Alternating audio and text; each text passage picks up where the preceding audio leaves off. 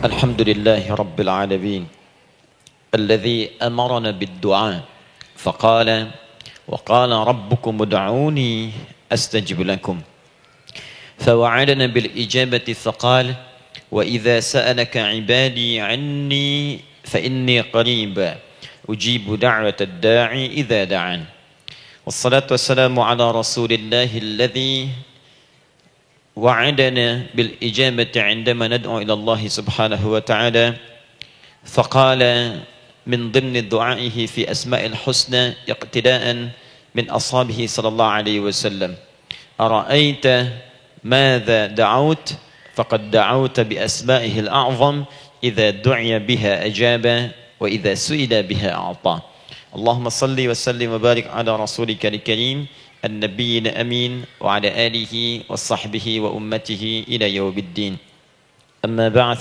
فيا عباد الله أوصي نفسي وإياكم بتقوى الله فقد فاز المتقون فلا تموتن إلا وأنتم مسلمون.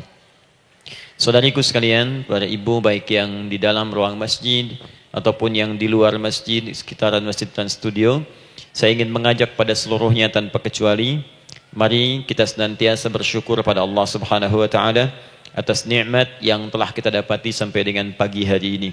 Syukur itu selalu menambah ketenangan di dalam jiwa. Syukur itu bisa mengentaskan sebagian persoalan hidup yang kita rasakan. Syukur itu bisa menambah kekuatan dari perasaan lemah yang kita rasakan. Dan syukur itu puncaknya bisa mengantarkan ke dalam surga terbaik yang dijanjikan. Hingga Allah menyebutkan kemudian dalam Al-Quran, wa qalilun min ibadiyas syakur. Sedikit sekali di antara hamba-hambaku itu yang bisa menjadi orang yang pandai bersyukur kepada Allah Subhanahu wa taala. Mudah-mudahan hidupan kita sampai hari ini seluruhnya diterima oleh Allah Subhanahu wa taala sebagai amal saleh, dan semoga yang belum mendapatkan hidayah untuk berislam sampai dengan pagi hari ini dihunjamkan hidayah kepada dalam jiwanya oleh Allah Subhanahu wa taala agar bisa berislam sebelum wafat menghadap Allah Subhanahu wa taala. Baik, hari ini kita akan belajar. Saya akan cepat masuk kepada pembahasan karena waktu kita cukup singkat, tentang orang-orang yang dikabulkan doanya yang tersebut dalam Al-Quran khususnya dan sunnah-sunnah Rasulullah sallallahu alaihi wasallam.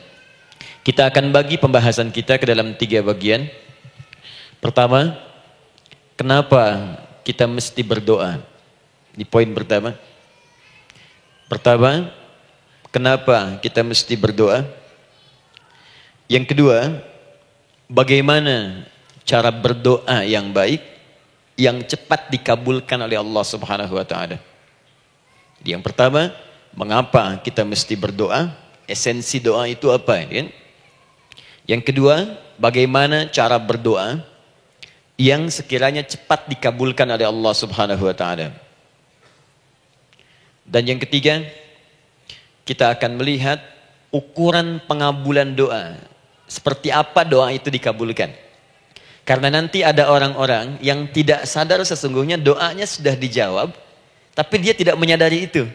Bahkan merasakan doanya kok nggak dijawab-jawab gitu. Padahal Allah sudah menjawabnya. Nah, seperti apa ukuran kita mengetahui bahwa doa kita telah terjawab, atau doa kita barangkali belum dijawab atau tidak dijawab? Apa ukuran ketiga hal itu? Itu yang coba kita turunkan di pembahasan pagi ini. Mudah-mudahan dengan itu kita nanti akan lebih pandai bagaimana cara menyikapi doa dalam hidup, seperti apa doa dipanjatkan, kapan kita berdoa, dan kita tahu, oh ini hasil dari doa yang telah kita panjatkan. Sepakat sampai di sini? Baik ya, tinggal sepakat saja ya. Kan biasanya yang nerangkan saya, nulis saya, ngapus saya sampai selesai pula. Baik, ayo kita mulai. Bismillah. Mengapa kita mesti berdoa? Kita buka dulu ibu sekalian. Ya, yang di ruangan ini ataupun yang di bawah, semuanya insya Allah memiliki kemuliaan yang sama di hadapan Allah Subhanahu wa taala sesuai dengan keikhlasannya. Ya, sesuai dengan keikhlasannya. Karena hadisnya umum sifatnya. Man salaka tariqan yaltamisu fihi ilma sahhalallahu lahu tariqan ilal jannah. Siapa yang menyiapkan dirinya menempuh perjalanan dan dia meniatkan ingin belajar pengetahuan agama walaupun sedikit, maka dia akan dapat balasan dari Allah. Minimal setiap langkahnya akan dicatat meringankan langkah dia ke surga nantinya. Ya. Dan di situ tidak disebutkan khusus bagi yang di dalam ruangan masjid. Lantai 2 lagi misalnya. Tidak. Ya, jadi yang di sekitaran, yang di depan semua berdasarkan niatnya, ya. Berdasarkan niat dan kuantitas amalannya. Di kuantitas itu tambah.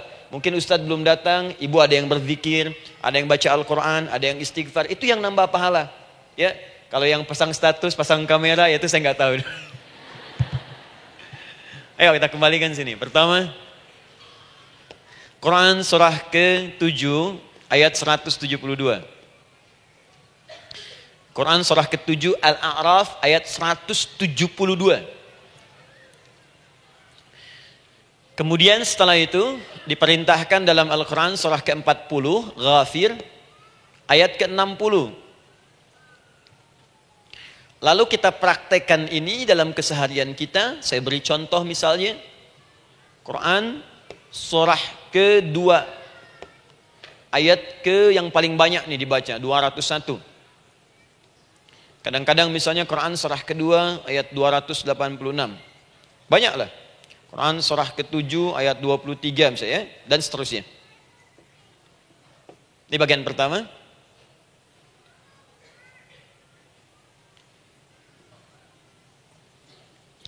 Bagian kedua, nanti kita akan belajar bagaimana cara berdoa yang baik yang dikabulkan. Kita ambil satu Quran ke-2 ayat 186.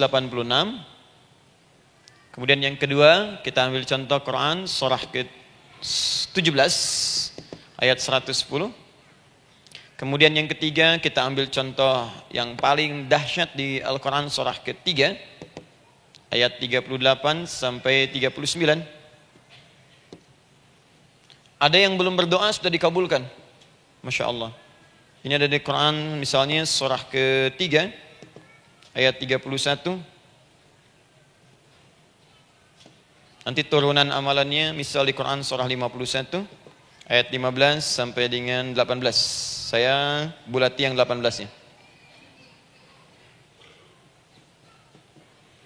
Bagian ketiganya nanti kita uraikan di bagian akhirnya. Baik, kita bisa mulai insyaallah. Baik, kita bagian pertama, mari kita mulai. Saya ingin berkisah sejenak dengan menyampaikan Quran surah ke-7 Al-A'raf ayat 172.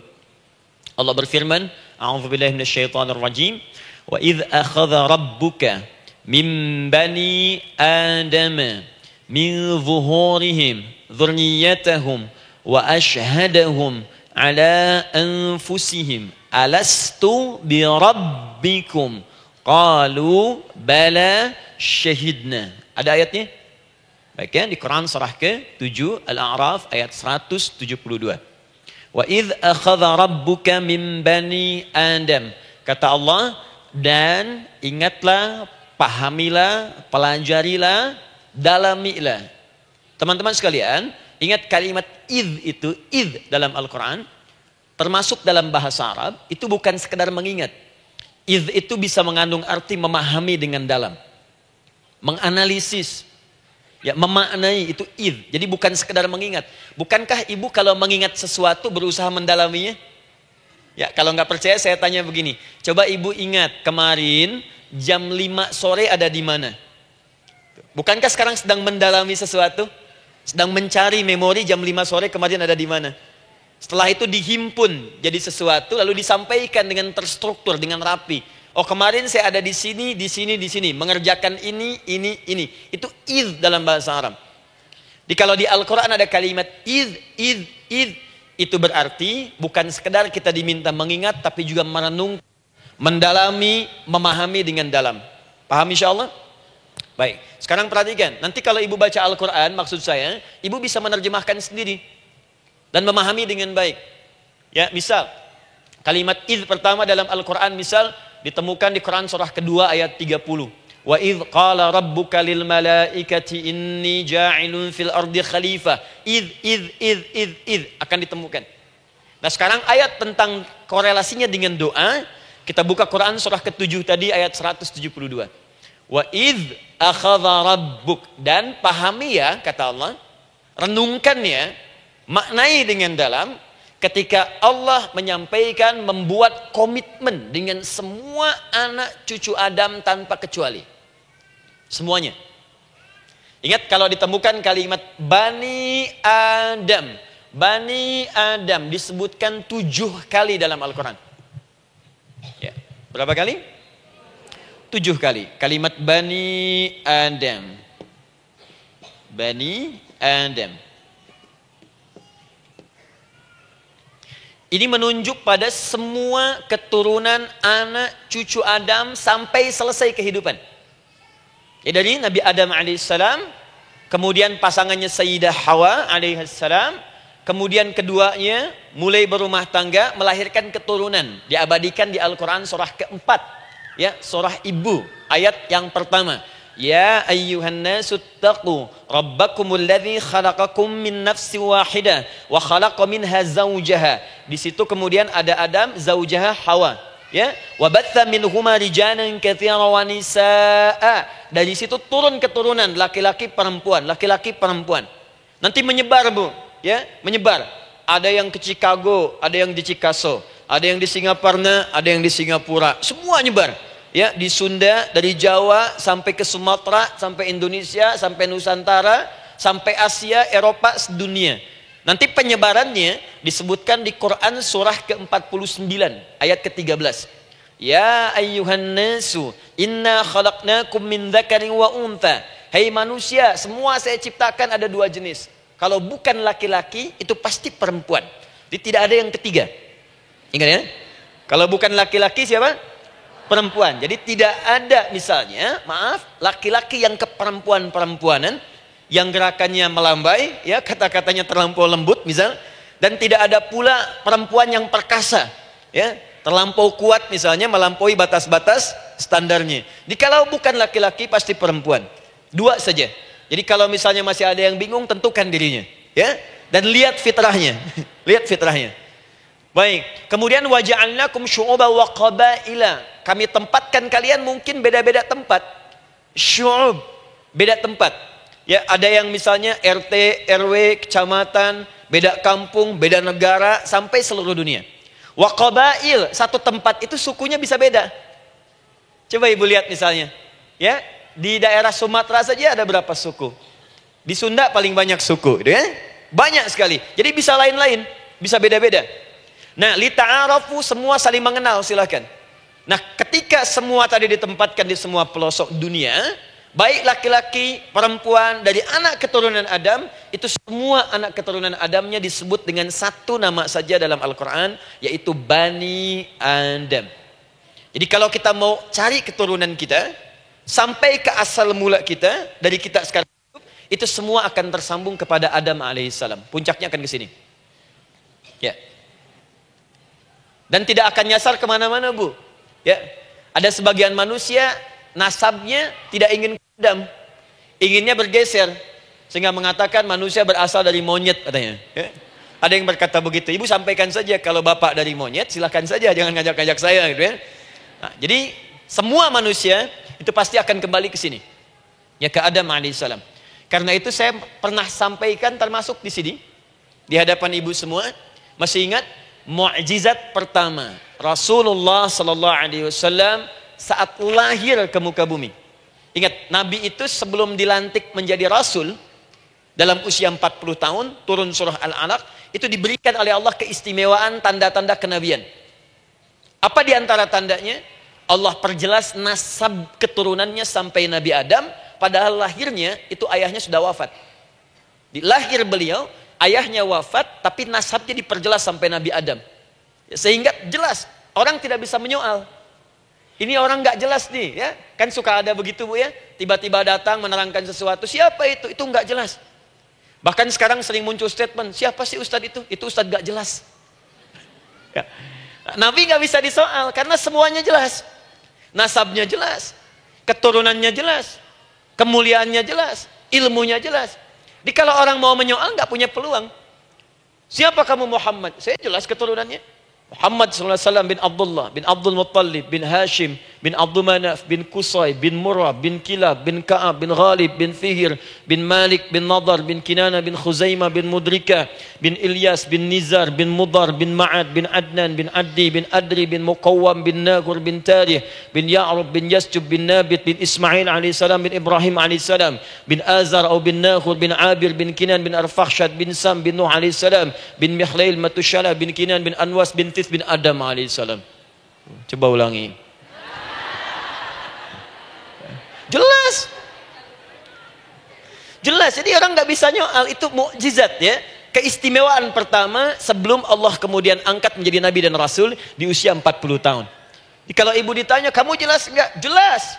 Apa binnya? Bin Bani Adam. Itu bocoran dari Al-Quran. Ya, kalau ditanya keturunan siapa kamu? Adam. Tahu dari mana? Allah yang nyampaikan langsung. Apa kata Allah? Bani Adam. Jelas ya? Baik. Jadi ini kembali kepada Adam alaihissalam. Nah, semua anak cucu Adam yang saya garis bawahi, sejak mulai terlahir itu sudah ada komitmen dari Allah dengan anak cucu Adam ini sebelum terlahir ke dunia. Sejak dalam kandungan. Jadi kalau ibu belajar hadis, misal dulu saya pernah amanahkan kalau ibu mau belajar dasar-dasar, cari kitabnya Imam An-Nawawi yang Al-Arba'in An-Nawawiyah, 42 hadis. Hadis keempat, ya paling kiri sebelah atas di kitabnya. Dari Abdullah bin Mas'ud radhiyallahu taala anhu, ya. Qala Nabi sallallahu alaihi wasallam bahwa shadiqul masduq. Nabi SAW pernah menyampaikan sedangkan beliau orang benar dan dibenarkan. Kapan perjanjian ini dibuat? Dalam usia kandungan 4 bulan. Dalam kandungan. Inna ahadakum yujma'u fi batni ummihi. Setiap kalian yang akan terlahir dari anak cucu Adam, kecuali Adam, Bu ya. Ingat, kecuali Adam, kecuali Hawa, karena ini asal mula manusia keduanya. Tapi keturunan Adam dan Hawa akan mengalami proses yang sama. Dikandung dulu ibundanya, kemudian terlahir. Adam tidak dikandung, ingat, Adam tidak ada bapak, Adam tidak ada ibu. Langsung diciptakan wujudnya oleh Allah Subhanahu wa taala dari bahan dasar yang sama dengan manusia. Ya, karena itu saya pernah ditanya, pernah berdialog, ya. Ustaz, ini spesial Nabi Isa ini. Ya, spesial. Yesus Al-Masih Nabi Isa spesial. Karena itu diangkat sebagai Tuhan. Apa yang spesial? Kata beliau, karena ini bisa menghidupkan yang mati. Yang kedua, ini lahirnya beda dengan orang biasa. Bagaimana lahirnya? Tanpa bapak. Ibu saja tanpa bapak. Mana ada manusia yang lain seperti ini? Saya bilang, Adam lebih spesial lagi. Lahir tanpa ibu, tanpa bapak. Kenapa nggak jadi Tuhan? Tapi kan Adam gak bisa menghidupkan yang mati. Dengan izin Allah, maaf, Nabi Ibrahim lebih canggih lagi. Buka Quran surah kedua, ayat 260, paling kiri sebelah atas. Wa idh qala Ibrahim rabbi arini kaifa tuhyil mauta qala awalam tu'min qala bala walakin inna qalbi.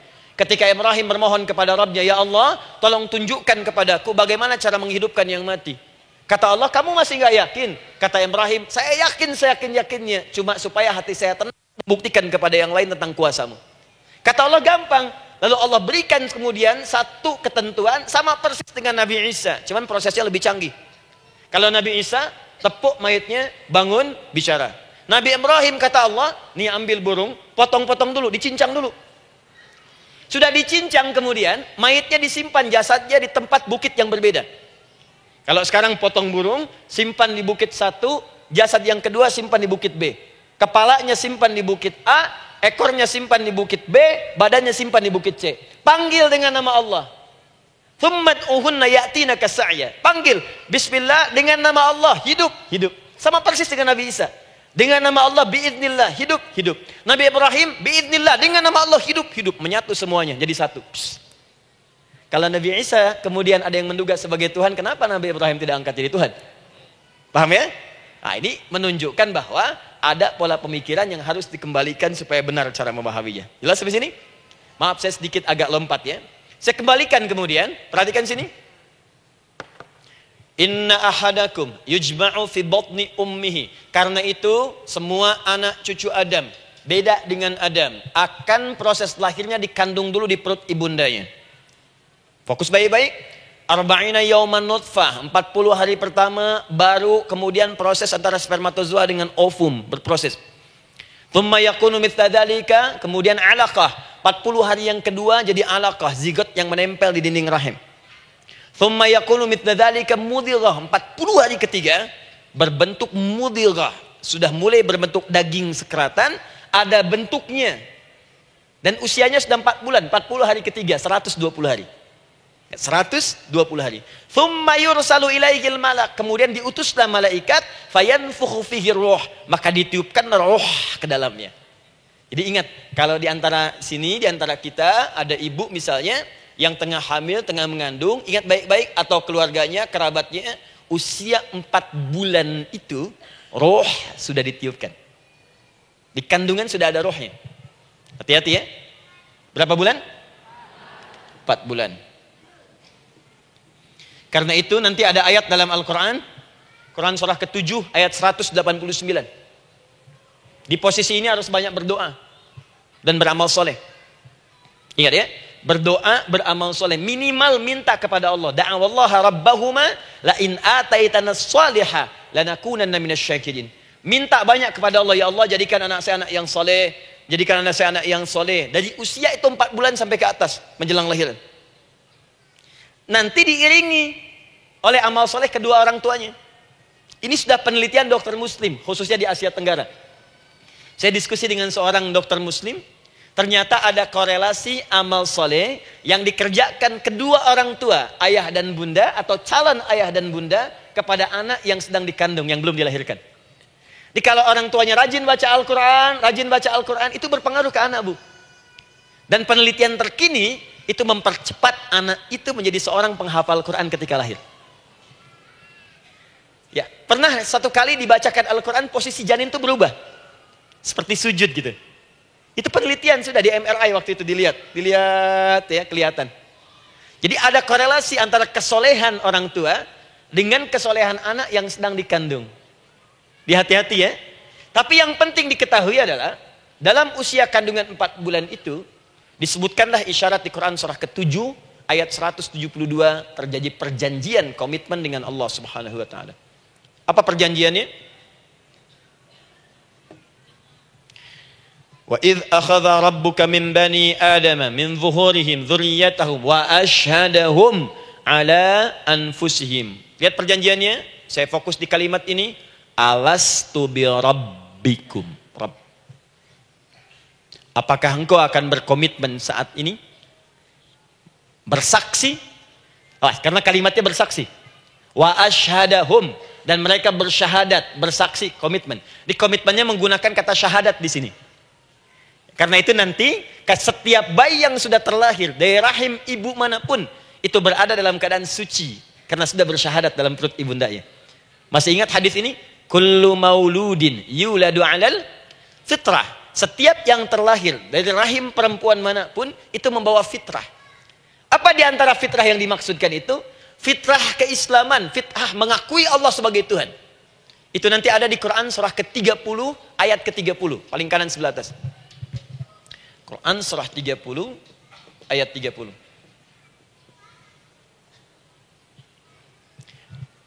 Fa'aqim wajhaka lid-dini hanifa. Hei setiap manusia, fa'aqim wajhaka, hadapkan, pasrahkan, arahkan dirimu sepenuhnya. Lid-dini, pada ketentuan ad-din, hanifa, dengan lurus. Di setiap manusia itu punya fitrah untuk beragama. Punya kecenderungan untuk mencari Tuhan. Silakan ibu cek, manusia manapun yang pernah hidup, itu pasti akan mencari Tuhan. Silahkan. Karena itu Allah beri jalan, begini cara mencarinya. Fitratallahi allati fataran nasa 'alaiha, itulah fitrah manusia yang telah Allah berikan pada dirinya bahkan sebelum dia terlahir. Di antara fitrah manusia ada kecenderungan untuk mencari Tuhan. Ada kecenderungan untuk mendekat kepada Allah. Bahasa Qur'annya din, lid-dini hanifa. Apa itu din? Itulah Islam. Quran surah ke-3 ayat 19. Inna dina indallahil Islam. Karena itu silakan cek, semua orang itu pasti akan mencari Tuhan. Setiap manusia. Ada yang melihat kayaknya ada di hewan, kayaknya ada di pohon, kayaknya ada di alam, kayaknya ada di patung, kayaknya ada di... Mencari dia. Terus Allah beri jalan. Kalau kamu ingin mencari yang benar, din yang dimaksud Islam, diberikanlah tuntunan dalam Islam. Jelas sampai sini? Baik, karena itulah kemudian setiap bayi yang terlahir itu disebut oleh Nabi dia suci, dia bersih karena telah membawa risalah Islam dalam dirinya. Hanya sayang nanti fa abawahu yuhawidanihi au yunassaranihi au yumajjisanihi. Lingkungan nanti akan merubah dia keluar dari fitrahnya. Bisa dipengaruhi, tiba-tiba berubah misalnya keyakinan. Bisa karena kejadian tertentu dia jauh dari Allah Subhanahu wa taala. Dia muslim, cuman karena kondisi tertentu, pekerjaan menjauhkan dia dari Allah, lupa sholat. Telenovela menjauhkan dia dari Al-Quran. WhatsApp, Facebook, media sosial melupakan dia dari ibadah. Coba ibu, kalau online setiap hari berapa kali dengan media sosial? Ganti status. Online dengan Allah berapa kali dalam sehari? Coba hitung. Online dengan Allah yang paling maksimal kan sholat fardu 5 kali. Kalau 1 kali 5 menit kali 5 cuma 25 menit. 25 menit online dengan Allah. Berapa menit online dengan media sosial yang tidak nyata? Dan cita-cita masuk surga. Ayo sini. Nah, saya belum selesai. Jadi yang pertama, dalam perjanjian 4 bulan ini, pertama ada komitmen bersyahadat menuhankan Allah. Tapi yang kedua, ini yang dahsyat. Perhatikan kalimatnya, fokus. Saat Allah memperkenalkan dirinya dalam kandungan kita, usia 4 bulan itu, dengan nama apa Allah memperkenalkan dirinya? Coba lihat ayatnya. Alastu bi rabbikum, dengan nama Rabb, Rabb. Wa idh akhadha rabbuka, Rabb, min bani Adama dzurriyyatahum, awas, wa ashhadahum ala anfusihim. Alastu bi rabbikum, dengan nama Rabb. Rabb. Nah, ibu sekalian, kata Rabb ini itu berasal dari kata ar-rububiyah. Ar-rububiyah yang berarti sifat merawat, memberikan semua kebutuhan. Saya ulang ya. Merawat, memberikan semua kebutuhan. Sudah? Menyayangi, memaafkan, mengasihi, mengampuni. Masya Allah. Merawat, memenuhi sebuah kebutuhan, menyayangi, memaafkan, mengampuni. Jadi semua hal yang terkait dengan perhatian ada pada kalimat Rabb. Sifatnya disebut dengan rububiyah. Zat yang memperhatikannya disebut dengan Rabb, namanya Rabbun.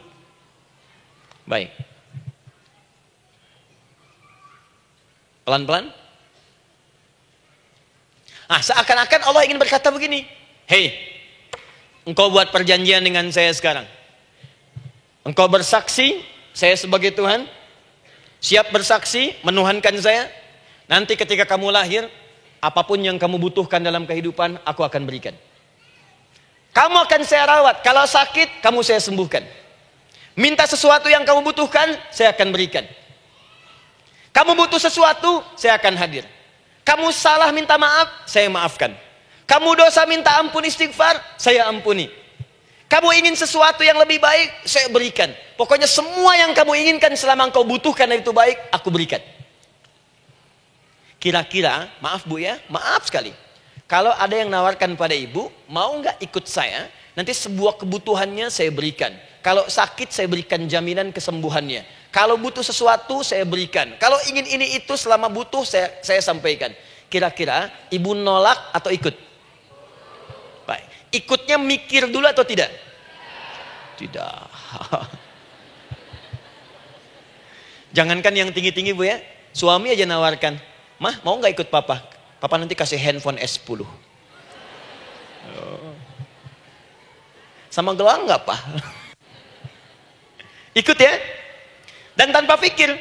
Dalam bahasa Arab, sesuatu yang disetujui tanpa difikirkan lagi, itu disebut bala namanya.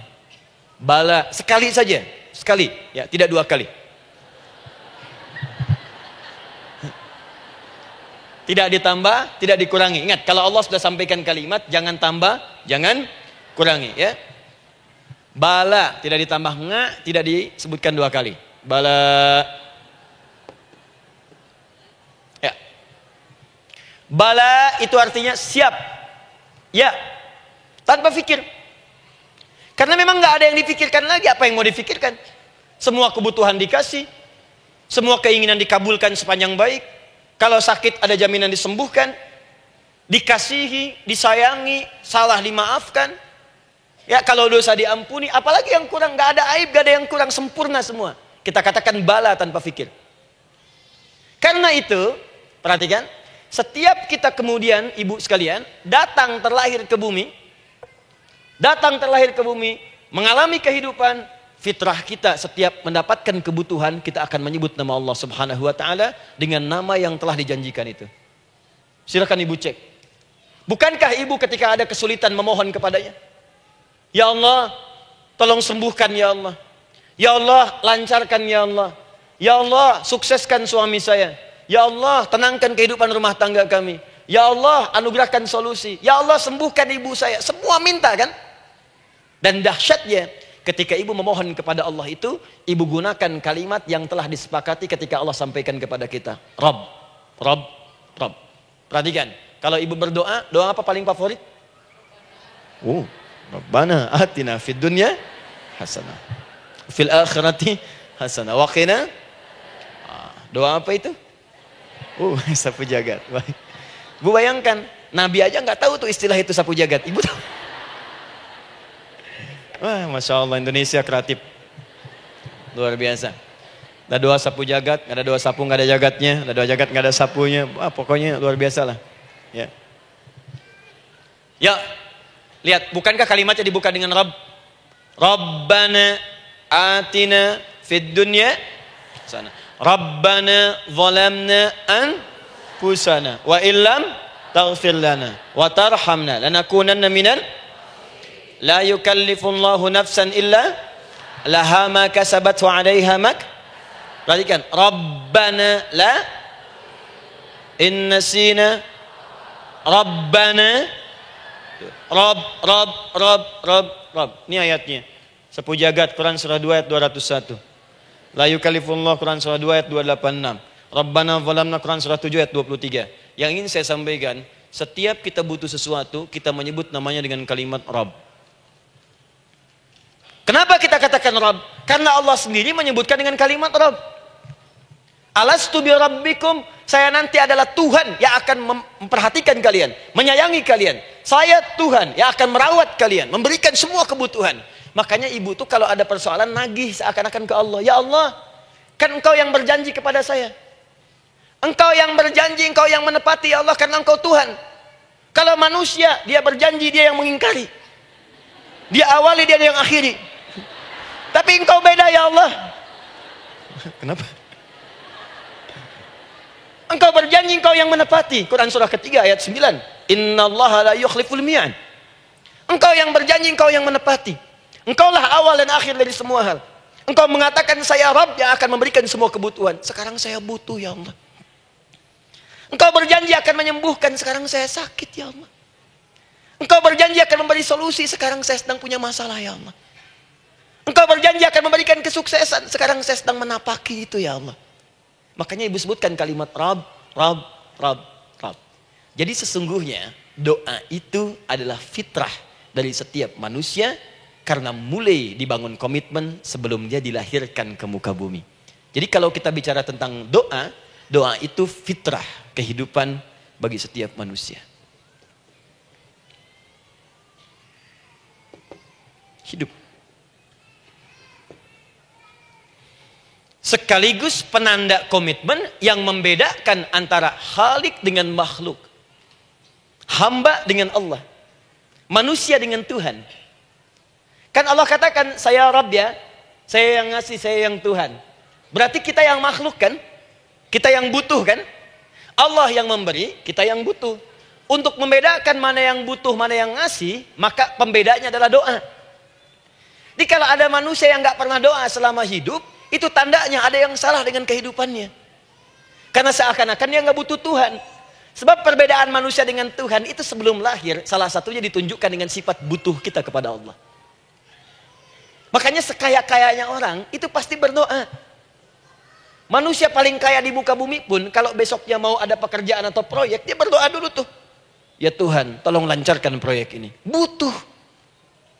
Pejabat setinggi-tingginya, kalau sudah mau mulai kemudian ada pemilihan, kalau mulai ada kebijakan, kalau mulai ada apapun, berdoa juga. Itu tandanya butuh. Butuh.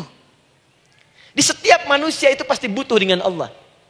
Karena itu kalau ada manusia yang gak pernah berdoa selama hidupnya, itu langsung mendapatkan kecaman dari Allah dan dijamin akan masuk neraka yang paling dalam. Karena seakan-akan dia sedang gak butuh dengan Allah. Saya ulang ya, saya ulang.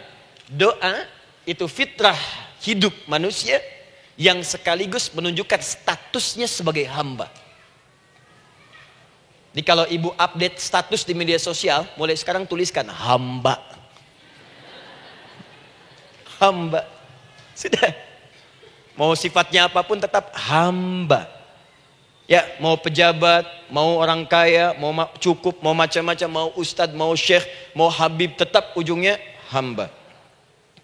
Dan butuh penghambaan itu diwujudkan dalam bentuk doa. Muncullah Quran surah ke-40 ayat ke-60. Wa qala rabbukum, Rabb, selalu Rabb. Wa qala rabbukum ud'uni astajib lakum. Innal ladzina yastakbiruna an ibadati, awas, sayadkhuluna jahannama dakhirin. Allahu akbar. Dan Rabbmu berfirman, mengingatkan kembali kepada kalian semua, hei hamba-hambanya. Kalau ada kebutuhan, kalau ada masalah, kalau ada permintaan, kata Allah, ayo doa sama saya. Minta. Kan kita sudah bikin perjanjian. Makanya Allah katakan kalau punya masalah, Bu, berdoa, bukan mengeluh. Kalau punya persoalan, Bu, berdoa, bukan bikin status. Rasanya aku tidak sanggup. Ditulis di Facebook. Apain? Terus kalimat Allahnya pun jelas. Minta kepadaku, bukan mengeluhkannya. Kamu tidak seperti yang aku kira. Nungguin komen. Sambil masak, celing ada satu. Ece kunaon. Makin meluas masalah. Untuk abi mas sabar. Sudah. Paham ya? Jadi ini kaidah hidup yang pertama. Sebetulnya sederhana, cuman jarang digunakan gitu. Sederhana, cuman jarang dipakai. Kata Allah kan, kamu doa itu, saya kasih ketenangan. Jadi Bu, gini, doa itu manfaatnya, walaupun solusi belum datang, tapi hati tenang. Tenang. Jadi kalau mau curhat-curhat sama Allah, sampaikan, minta, mohon, berikan. Minimal tenang. Saya kasih rahasia ya. Ini di antara kita saja nih. Lihat sini. Saya hapus dulu deh. Bismillah. Masya Allah.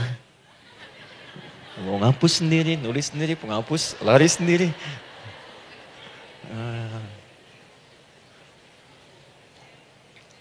Bismillah. Oh ini ada dua ya. Sini. Baik. Buka Quran surah 7 ayat 205. Quran surah 7 ayat 205. Doa itu disebut zikir di ayat itu. Jadi kalau ibu sedang berdoa, itu sedang berzikir. Wadhkur rabbaka fi nafsika tadarruan wa khifatan wa dunal jahri minal qaul. Ada ayatnya? Oke. Pakai Rabb lagi kan? Wadhkur rabbaka. Kalau engkau punya masalah, kata Allah, sekecil apapun. Di rumah tangga kah, di kantor kah, kehidupan sosial kah. Kata Allah, ayo sebut, minta kepada Allah. Berdoa. Doa disebut dengan zikir. Zikir itu semua kegiatan yang membuat kita ingat Allah. Zikir. Baca Quran, zikir. Dalilnya Quran surah ke-15 ayat 9. Inna nahnu nazzalna dzikra. Kami turunkan Al-Quran sebagai zikir. Menghafal Quran, zikir. Quran surah 54 ayat 17, ayat 22, ayat 32, ayat 40. Walaqad yassarnal Qur'ana lidzikri. Kami akan mudahkan Al-Quran untuk diingat, dihafalkan. Zikir, sebagai zikir kepada Allah. Ibu selepas sholat, baca subhanallah, alhamdulillah, Allahu Akbar, zikir. Quran surah keempat, ayat 103. فَإِذَا قَضَيْتُمُ الصَّلَاةَ فَاذْكُرُوا اللَّهِ. Maka jika anda telah tuntas mengerjakan sholat, segera berzikir kepada Allah. Sholat sendiri, zikir. Quran surah ke-20, ayat ke-14. Innani anallahu la ilaha illa ana fa'budni wa aqimis salata li dzikri. Saya Allah, kata Allah. Tidak ada Tuhan selain saya. Sembah saya. Bagaimana menyembah Allah? Tunaikan salat sebagai zikir kepada Allah. Zikir. Di zikir, semua amalan yang mendekatkan kita dengan Allah. Doa, itu satu dari bagian zikir. Tapi tahukah ibu fungsi zikir yang paling utama itu apa? Quran surah 13 ayat ke-28. Ala bidzikrillahi tatmainnul qulub. Yakinkan pada dirimu, kalau zikirmu benar kepada Allah, maka dia akan berdampak kepada hati menjadi lebih tenang. Zikir itu, manfaat pertamanya, membuat hati tenang, Bu. Tadi saya contohkan. Baca Al-Quran, zikir kan? Jadi kalau ibu sedang tidak tenang, sedang gelisah, ada masalah, daripada mengeluh sana sini, wudu, Bu, wudu. Ambil mushaf. Baca. Saat baca itu mungkin solusi belum datang, tapi hati itu lebih tenang. Kaitan dengan bahasan kita, doa, minta.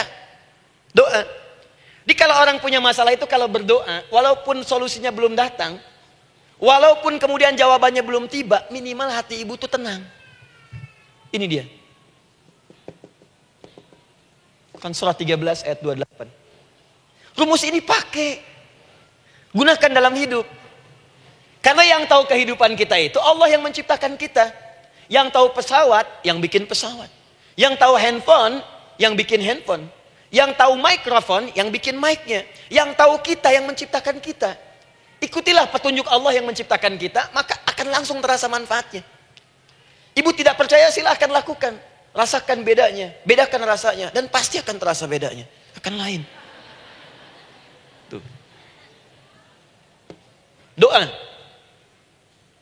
Tapi ingat, yang paling penting kata Allah, doa itu bukan sekedar penting permohonannya, tapi menunjukkan status kita sebagai hamba di hadapan Allah Subhanahu wa taala. Jadi kalau ada orang selama hidup tidak pernah berdoa, artinya dia mengingkari status dia sebagai hamba di hadapan Allah Subhanahu wa taala. Mau menyejajarkan diri dengan Tuhan. Kan yang tidak pernah meminta itu Tuhan. Allah yang memberikan. Kalau manusia beda, pasti minta. Artinya kalau ada manusia nggak pernah minta, seakan-akan bahasa halusnya, kamu ini ngaku jadi Tuhan. Saya tempatkan kau di neraka jahanam yang paling bawah. Jahanam itu, Bu, belum masuk saja, sudah terasa. Terasa. Buka ibu Quran surah misalnya ke-40 Ghafir tuh. Ya, ayat 45 sampai dengan 47-nya. Sebelumnya lagi, lihat Quran surah ke-8, ayat ke-50. Itu penghuni neraka, Bu, yang bukan jahanam saja. Penghuni neraka itu kalau mau meninggal itu dipukulin dulu malaikat. Depan belakangnya. Ayo, kamu keluar. Lama amat keluarnya rohnya katanya. Takut karena nggak punya bekal. Kan maaf ya, kaidah mengatakan orang nggak punya bekal itu takut pulang, apalagi orang merasa salah. Anak ibu berbuat kesalahan, mau pulang takut kan? Takut. Jadi kalau ada anak takut pulang, salah dia. Salah. Kemana anak nggak pulang-pulang? Pasti ada yang salah karena nggak berani pulang. Jangankan salah, nggak punya bekal saja, malu pulang. Lihat ibu waktu Ramadan usai, mau mudik, Idul Fitri. Kan pada mudik kan? Kenapa mau mudik dan senang mudik? Karena punya bekal, Bu. Dikumpul-kumpulkan tuh selama 11 bulan. Untuk 1 bulan saja. Itu pun paling berapa hari. Kumpulin. Terus telepon keluarga, insya Allah aku pulang hari ini. Wah, senang semuanya. Padahal mudiknya cuma pakai motor, Bu. Motornya bebek, bekalnya singa. Serius saya, motor bebek bekal singa. Ada kardus belakangnya. Tulisin, terus tambah pelepah pisang buat begini. Belakangnya ditulisin, aku pulang sayang. Jalan, mudik. Terus yang di rumah kan senang nerimanya. Kenapa? Karena ada yang pulang dan bawa bekal. Saya pernah tanya pada seseorang, kenapa Anda nggak mudik? Nggak ada bekal, Ustaz. Nggak ada bekal, malu pulang. Kebayang nggak saat pulang menghadap Allah nggak punya bekal? Malu pulang, apalagi punya banyak salah. Jadi nggak mau keluar rohnya. Malaikatnya geram, dipukulin sama malaikat. Pukul depannya, pukul depan. Kamu ini cepat keluar, cepat keluar, cepat keluar. Keluar, keluar, keluar, keluar, keluar. Malu pulang. Tapi kalau punya bekal enak. Dan yang nyambut langsung malaikat. Bahkan nanti ada satu amalan saat dikerjakan, itu orang ini sudah masuk surga, tapi semua malaikat di semua pintu surga yang 8 itu datang mengunjungi dia mengucapkan selamat. Itu ada di Quran surah 13 ayat 24. Salamun alaikum bima sabartum fa ni'ma uqbaddar. Selamat ya saat di dunia sabar mencari bekal, dan ini bekal terbaik yang kamu dapatkan, silahkan nikmati surga yang kamu rindukan itu. Ini nikmat-nikmatnya tempat yang pernah nanti kamu kunjungi. Dan tinggal abadi di situ. Yang nyambut malaikat. Bayangkan semua malaikat, Bu. Semua malaikat dari pintu surga datang nyambut dia. Wah, Masya Allah, malaikat Jibril, Israfil, malaikat maut. Maaf ya, dicabut kemarin. Biasa, selamat, selamat, selamat, selamat, selamat. Dunia aja kalau ada yang nyambut senang kan? Rumah dicet, datang, sambut depan rumah, semua hidangan ada, Masya Allah. Bahkan yang tidak ada jadi ada. Luarnya kongguan, dalamnya rangginang gitu kan. Wah, muncul semua. Paham ya? Jadi ini bagian pertama. Jadi kita katakan kenapa manusia mesti berdoa. Jawabannya karena manusia itu hamba. Dan doa itu adalah fitrah bagian dari kehidupan. Kenapa manusia mesti berdoa? Karena ada komitmen dari Allah. Setiap dia mendapatkan sebuah persoalan, maka Allah akan jawab dan berikan jawaban dari semua persoalannya. Jalan mendapatkan jawaban itu adalah doa. Kenapa manusia mesti berdoa? Karena dia butuh dengan Allah. Dan puncaknya, kenapa dia mesti berdoa? Karena Allah ingin membahagiakan kehidupan dunianya sebelum sampai keabadiannya di akhirat. Jadi ketika kita berdoa, sebetulnya kebaikan untuk kita karena Allah ingin kita bahagia. Ingin mudah hidupnya.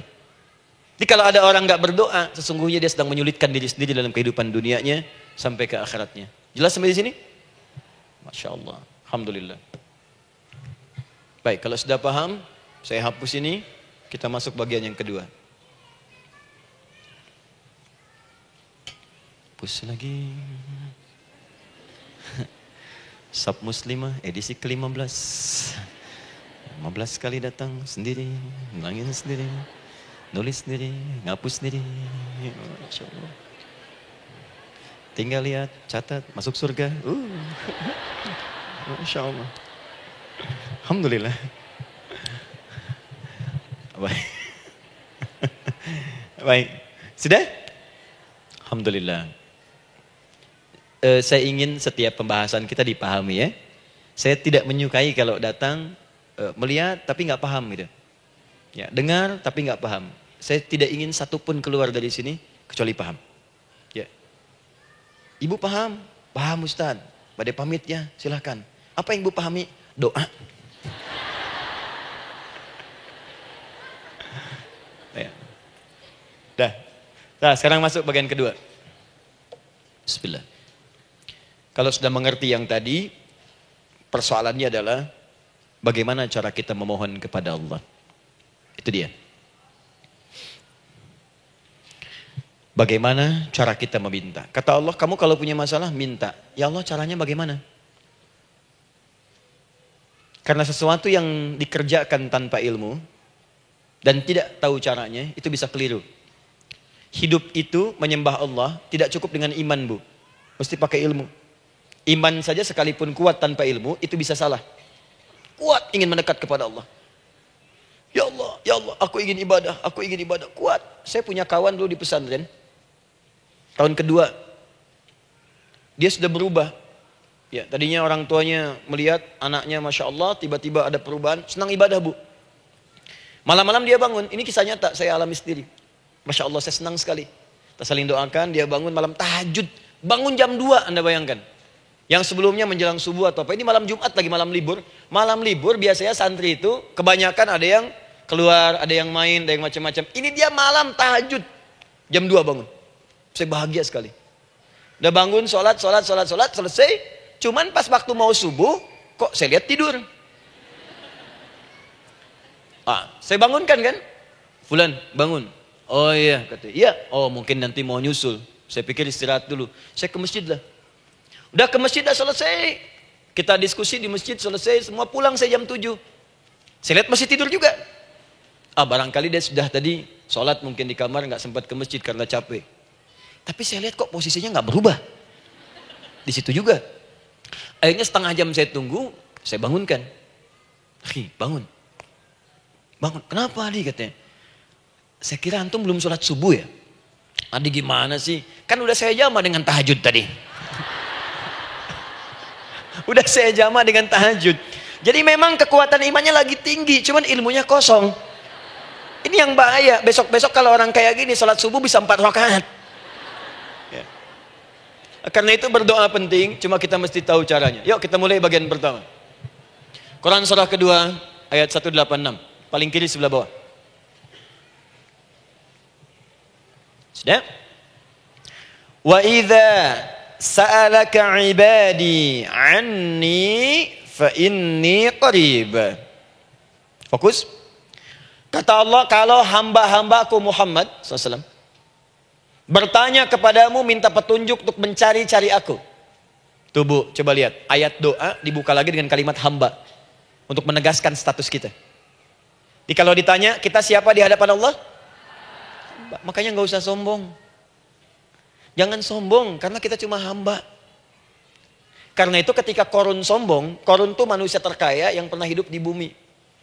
Hartanya Bu, ini saya kasih bocoran sedikit, kunci berangkasnya saja, kemana-mana itu suka dibawa, dipikul paling sedikitnya 8 bodyguard, cuman bawa kunci berangkas saja begini.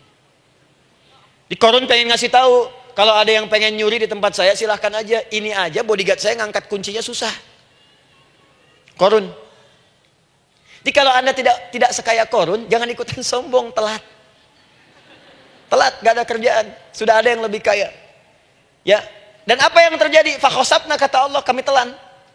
Likuifasi. Telan oleh bumi semua. Dengan kekayaannya semua habis. Jadi ketika ada seseorang yang lupa dengan statusnya sebagai hamba, maka Allah akan memberikan pelajaran kepadanya untuk taubat. Kalau nggak mau taubat juga, telan habis untuk menunjukkan kamu tuh bukan Tuhan, saya Tuhannya. Maka jangan ikutan sombong. Kalau ada yang baru punya Ferrari, Lamborghini, Lamborghini, ya, wow, bikin rame di jalan, cuman nggak update status, kasih tahu, maaf Mas, telat. Itu gambaran hidup. Dan ingat, setiap dibuka dengan kalimat permohonan, itu kalimatnya hamba. Hambaku, hambaku, hambaku. Termasuk mau minta taubat, hamba. Quran surah 39 ayat 53. Qul ya ibadiyalladzina asrafu ala anfusihim la taqnatu min rahmatillah. Katakan Muhammad pada hambaku yang merasa banyak dosa, pengen berdoa minta taubat. Kata Allah, hamba. Saya terima taubatnya, hamba. Ini ya. Ini pun adab yang pertama dari Al-Quran. Adab yang pertama, kalau kita ingin berdoa dan doa itu cepat ingin dikabulkan, maka berdoalah dengan cara menghamba di hadapan Allah Subhanahu wa taala. Jangan merasa tinggi.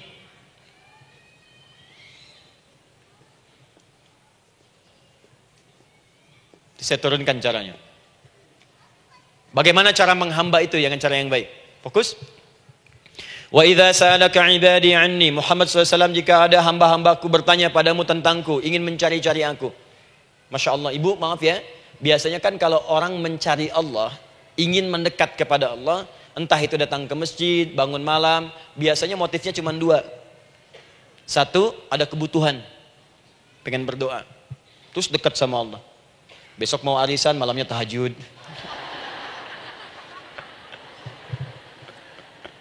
Anak mau ujian baru puasa, kan?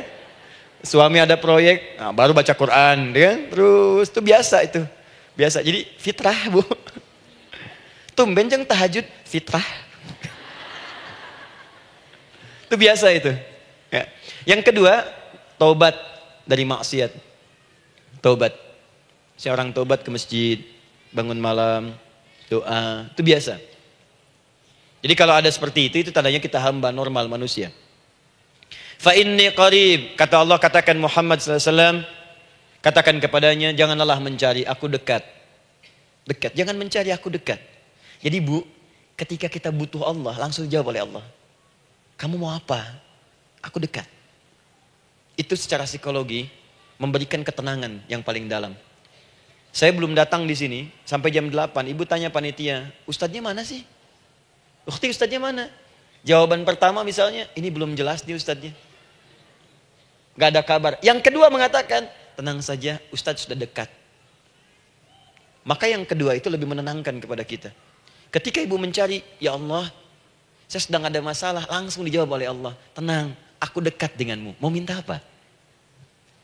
Itu bu, jadi kalau ibu sedang punya persoalan, psikologi Al-Quran mengatakan, langsung rasakan Allah tuh bersama kita, dekat, menunggu kita mau minta apa.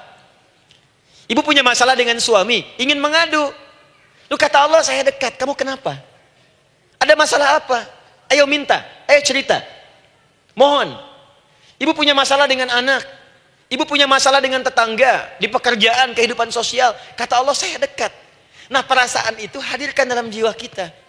Ini sekarang jarang didapatkan. Jadi kalau ada masalah itu, hal pertama yang dilakukan itu belum ingat Allah itu masalahnya. Di kebanyakan manusia itu kalau punya masalah, selalu ingin yang pertama itu solusinya. Bukan Allahnya. Kan pemilik solusinya Allah. Jadi kalau kita ingat pada yang memiliki, maka apapun yang kita minta akan diberikan. Bahkan ada orang yang saking ingatnya dengan Allah, sebelum minta sudah dikabulkan. Itu yang dahsyat. Nah, sekarang setelah kita paham tentang kedekatan ini, kemudian kita praktekkan. Jadi bu, ya maaf ya, ketika ibu punya masalah apapun, yang pertama diingat Allah. Allah, engkau telah berjanji, engkau pasti akan tepati. Ya Allah, sekarang aku ada persoalan. Nah, sekarang teruskan ayatnya.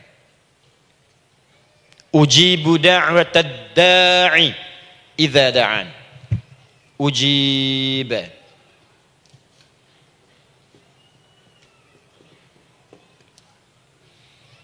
Ujibu da'watad da'i idza da'an. Aku pasti akan menjawab, mengabulkan setiap doa hambaku jika dia bermohon kepadaku. Saya ingin ajarkan sedikit di gramatikal bahasa Arab. Ujib itu disebut dengan fi'il mudhari namanya. Saya kasih rumus cepat bu ya.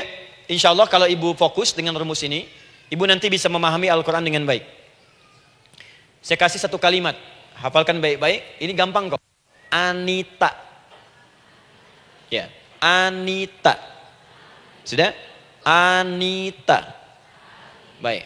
Hamzah, nun, ya, ta. Satukan Anita. Kalau di dalam kalimat ibu baca Al-Quran, di depannya ada huruf hamzah ini,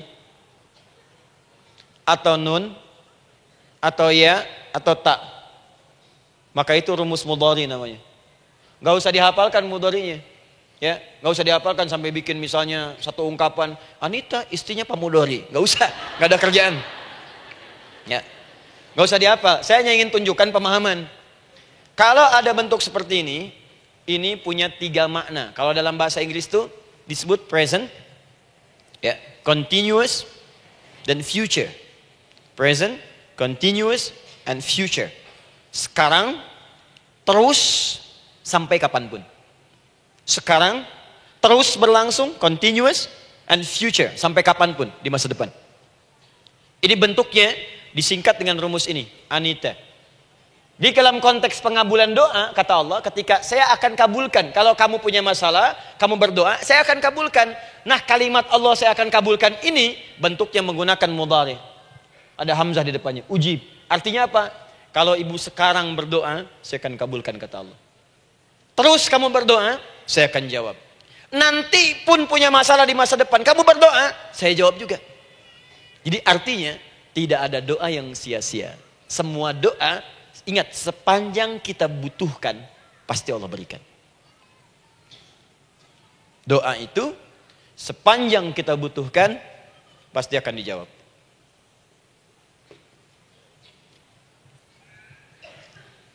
Nanti kapan dijawabnya, seperti apa jawabannya, nanti bagian ketiga. Kadang-kadang minta sekarang, dijawabnya nanti. Minta sekarang, dijawab sekarang. Ada yang mintanya A, dijawabnya B. Itu yang paling dahsyat. Ya. Jadi kalau saya tanya, kalau kita berdoa, dijawab tidak oleh Allah? Ya. Itu janji Allah. Setiap orang berdoa, pasti dijawab. Nah, hanya persoalannya, seperti apa doa yang cepat dijawab itu? Apakah semua doa langsung dijawab seketika? Akankah mendapat jaminan langsung dijawab? Ternyata kalimat dijawab ini diikat dengan syarat ketentuan berlaku. Apa di antara syarat dan ketentuannya ini? Teruskan ayatnya. Falyastajibuli. Syarat pertama. Kalau doamu ingin cepat aku jawab, falyastajibuli. Maka engkau pun harus cepat merespon setiap seruanku. Jawab seruanku dengan cepat. Doa ingin dijawab oleh Allah. Maka kata Allah, kamu pun harus menjawab setiap seruanku. Jawab seruan Allah.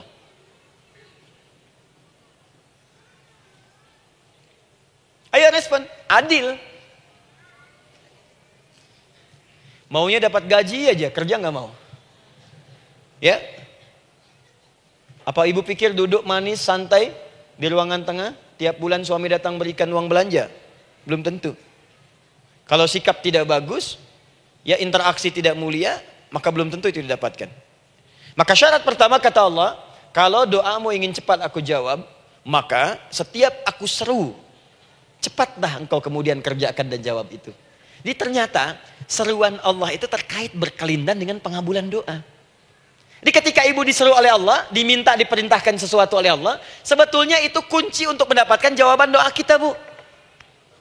Dipanggil kita, ayo cepat datang ke sini. Mau minta apa? Minta, saya kasih. Apa di antara kunci doa itu, Ustaz? Yuk kita lihat. Adalah jawaban dari seruan Allah. Apa di antara seruan Allah itu? Saya beri contoh satu misalnya. Allah perintahkan kita untuk sholat. Bahkan diseru, diingatkan 5 kali dalam sehari. Sholat. Bukankah kita diseru, Bu? Dipanggil 5 kali sehari untuk sholat? Allahu Akbar, Allahu Akbar. Ya? Diingatkan kan? Ayo ingat Allah, ingat Allah, ingat Allah, ingat Allah. Allah Maha Agung, Maha Besar semuanya. Dan seterusnya. Perhatikan baik-baik. Apa tujuan Allah menyuruh kita dalam sholat? Ternyata bukan ingin memberikan beban ruku dan sujud. Bukan sujudnya yang penting. Karena semua makhluk tidak sujud pun tidak akan menurunkan status Allah sebagai Tuhan. Allah tetap Allah, gak ada ruginya. Yang rugi kita. Ternyata ketika disuruh sujud, disuruh ruku itu, ternyata yang ditunggu itu bukan ruku sujudnya. Allah nunggu, punya masalah apa? Mau minta apa? Karena itu dalam ilmu fikih, ibu buka semua kitab fikih. Salat itu secara bahasa disebut dengan doa. Nama lain dari doa adalah salat. As-salatu hiya doa. Salat adalah doa. Karena itu semua bacaan dalam salat doa semua. Coba lihat. Baru takbir Allahu Akbar, doa iftitah. Al-Fatihah doa, Bu, jangan dikira Al-Fatihah enggak ada doanya. Nih, nanti saya berikan cepat ya. Ini highlight dulu. Highlight dulu. Dalam sholat itu ada 4 keadaan. Ingat ini baik-baik. Nanti ibu manfaatkan minimal zuhur lakukan. Ada berapa keadaan? 4. Ada 4 posisi, 4 keadaan dalam sholat. Yang kalau ibu berdoa benar, meminta di situ dengan benar, itu seketika akan dikabulkan. Seketika. 1 saat berdiri. Berdiri. 2 saat ruku'. Ruku'. 3 saat sujud. 3 saat sujud. 4 sesaat sebelum salam. Berdiri, ruku', sujud, sesaat sebelum salam.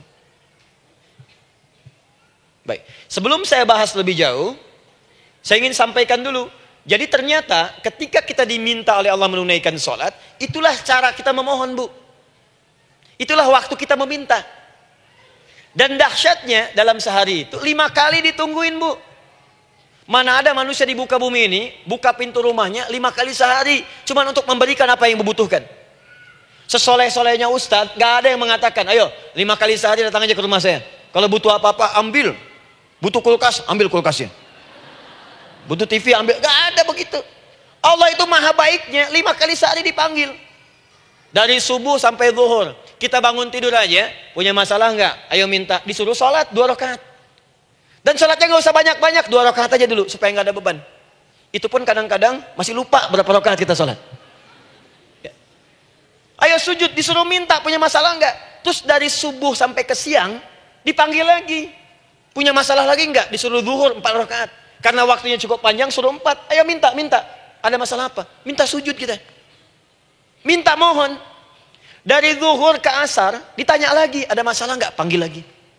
Ke maghrib sampai ke isya sebelum tidur. Supaya tidurmu enak, masalah nggak ada, tenang, nikmat, nyaman istirahatnya. Ada masalah nggak? Disuruh sholat lagi. Jadi kalau orang paham sholat itu kunci kebahagiaan, dia akan senang menunaikan sholat. Makanya ketika ibu bertanya, kenapa saya sholat? Dijawab oleh muadzin, hayya 'alas shalah, ayo sholat. Kenapa sih sholat? Hayya 'alal falah. Yuk bahagia. Ayo tenang. Yuk dapatkan apa yang kamu inginkan. Falah. Jadi kalau orang paham sholat itu menyelesaikan persoalan, tentu orang akan berbondong-bondong semangat untuk menunaikan sholat. Cuman sayang segelintir orang itu menilai sholat sebagai beban. Jadi sebagai kewajiban beban saja, makanya sholatnya nggak nikmat. Karak tadi duhur, ayeuna asar deui. Tuh. Ya bagaimana doanya bisa dijawab?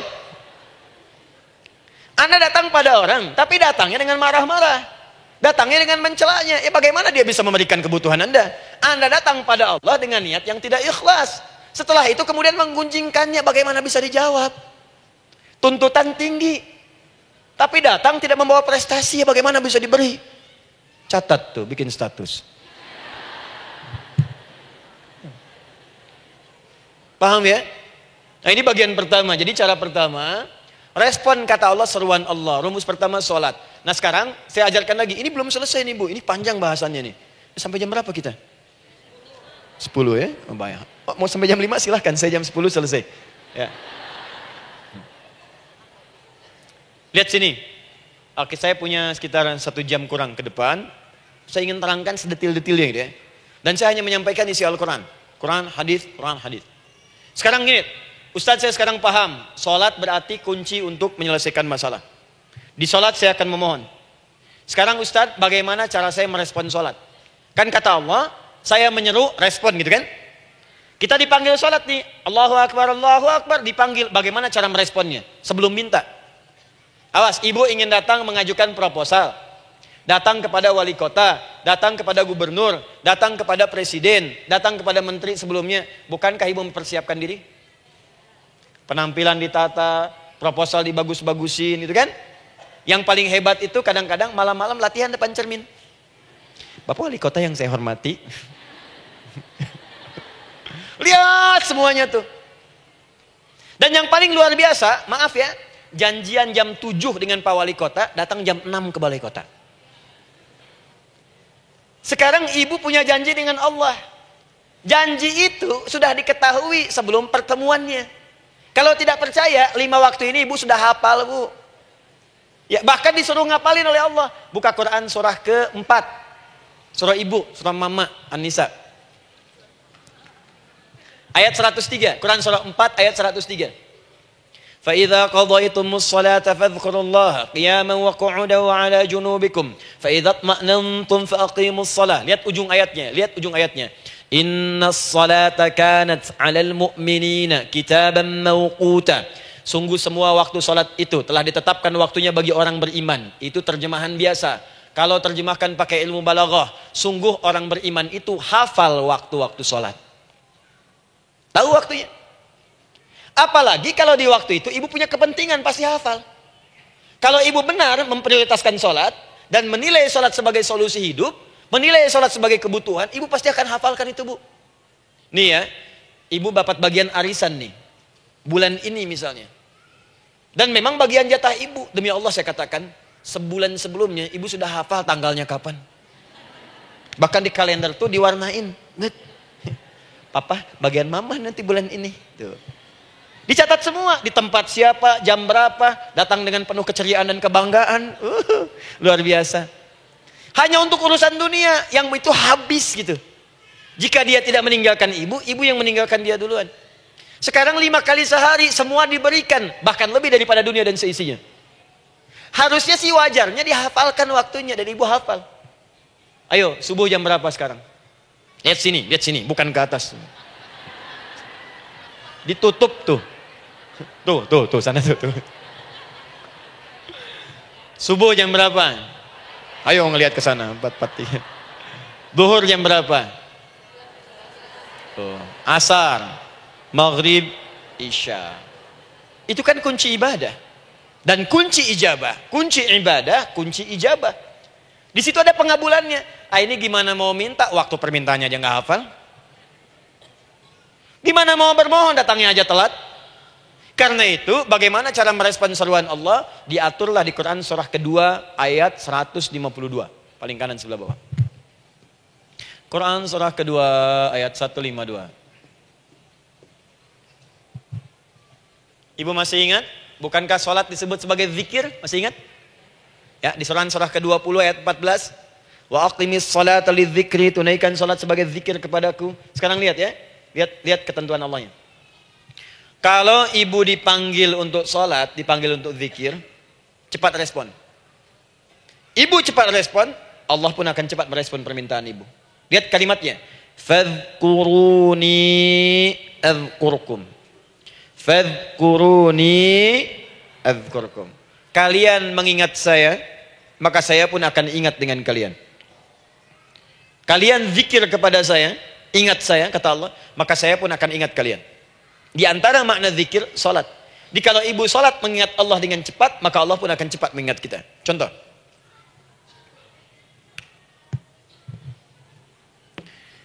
Saya ambil waktu subuh misalnya. Di Bandung 4-3-3. 4-4-3. Oh, lihat kesan lagi terjadi perbedaan pendapat. Ya. Ada yang 4-3-3, ada yang 4-3-4, ada yang 4-3-5 dan seterusnya. Yang ambil tengah-tengah lah, 4-3-5 misalnya. Orang 4-3-5. Lihat sini, fokus. Allahu Akbar, Allahu Akbar. 4-3-5. Dipanggil salat, diseru. Kan tadi rumusnya di Quran surah 2 ayat 186.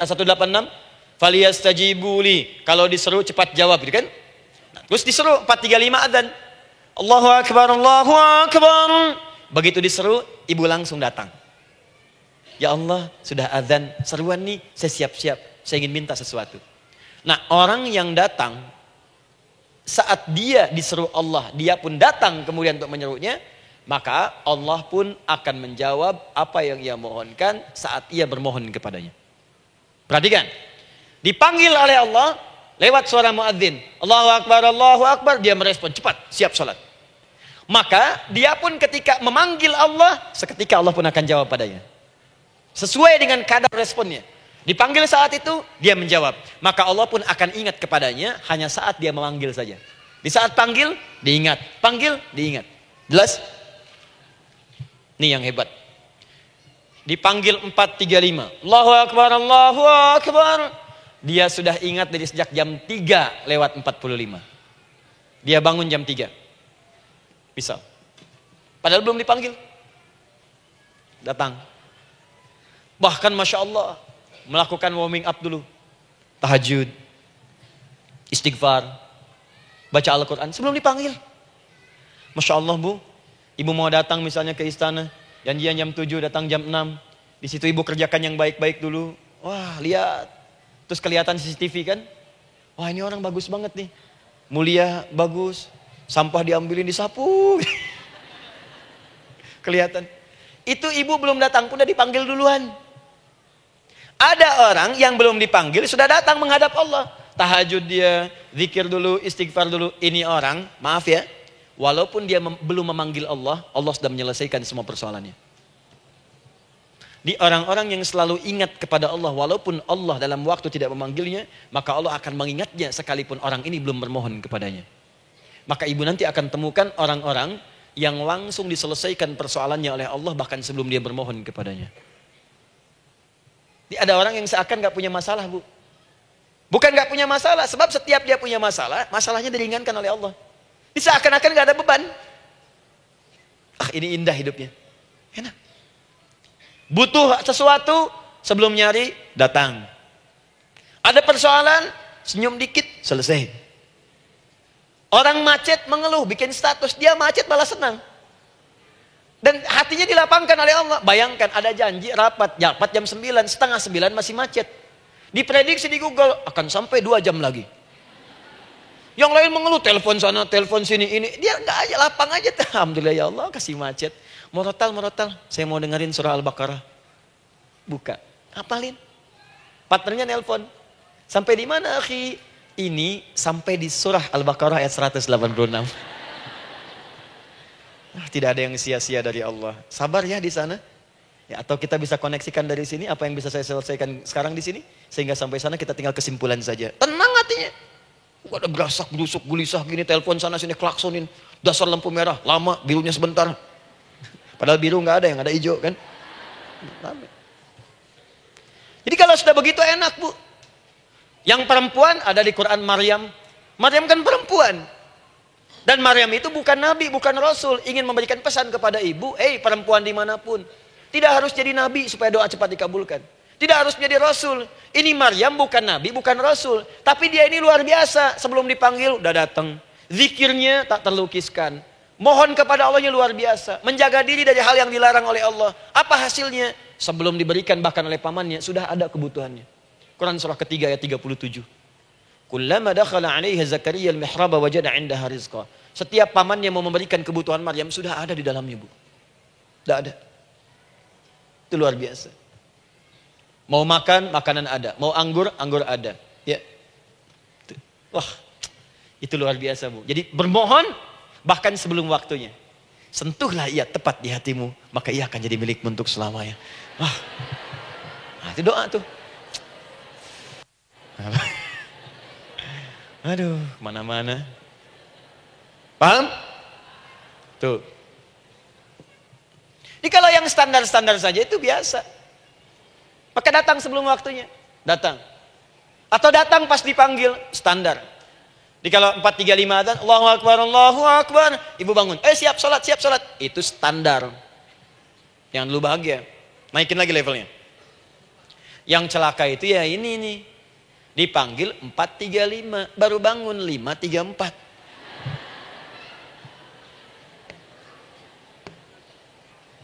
Sholat subuh belum, nuntutnya udah banyak. Ya Allah, kurang apa lagi aku bermohon kepadamu. Sudah aku meminta sekarang, sholat subuh aja belum. Jadi mana keadilannya? Jadi yang pertama, respon seruan Allah. Disitulah Allah pun akan cepat merespon apa yang kita kemudian butuhkan. Jadi yang pertama lewat sholat ya Bu ya. Ingat sholat. Dan sholat itu tadi dari 4 posisi saya ajarkan yang pertama saja satu. Supaya nggak terlampau panjang ya. Berdiri Bu. Saya ajarkan satu. Setiap ibu dalam keadaan berdiri dan membaca Al-Fatihah. Pada kalimat iyyaka na'budu wa iyyaka nasta'in. Ingat pada kalimat iyyaka na'budu wa iyyaka nasta'in. Maka sertakanlah di hati kita apa persoalan yang dirasakan untuk bermohon kepada Allah.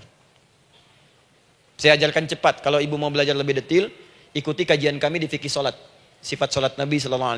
Nanti saya terangkan semua dalilnya. Insya Allah sepanjang yang saya ketahui.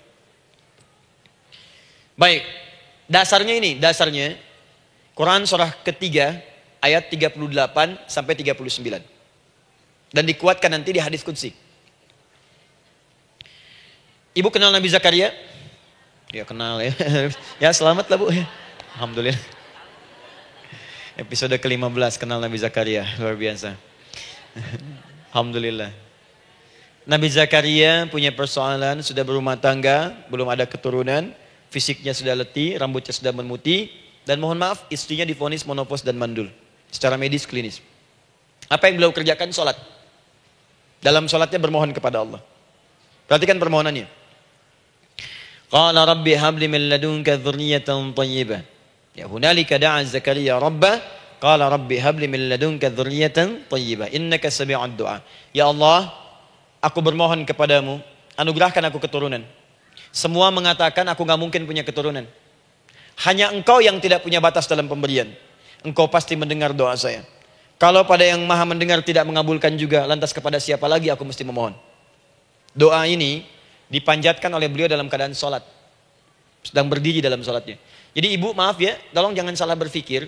Semua nabi dan rasul, orang soleh sebelumnya itu sholat. Cuma kita lebih sempurna gerakan dan jumlahnya. Sempurna. Orang dulu sholat. Nabi Musa sholat. Quran surah 20 ayat 14. Nabi Isa sholat. Quran surah 19 ayat 31 sampai 33. Nabi Ismail sholat. Quran surah 19 ayat ke-55. Semua sholat. Sholat. Nabi Zakaria saat punya masalah, sholat. Dalam berdirinya minta dalam sholatnya. Dari mana Ustadz taunya beliau minta dalam berdiri dalam sholat? Ayat 39-nya baca. Quran surah ketiga ayat 39. Fanadatsul malaika, maka doanya itu dijawab oleh Allah. Datang malaikat menyampaikan jawaban. Wa huwa qaimun yusalli fil mihrab. Sedangkan beliau masih berdiri dalam sholatnya di mihrab. Masih berdiri dalam sholat. Di dalam sholat itu minta. Makanya semua bacaan sholat itu permintaan isinya. Dan dikabulkan oleh Allah.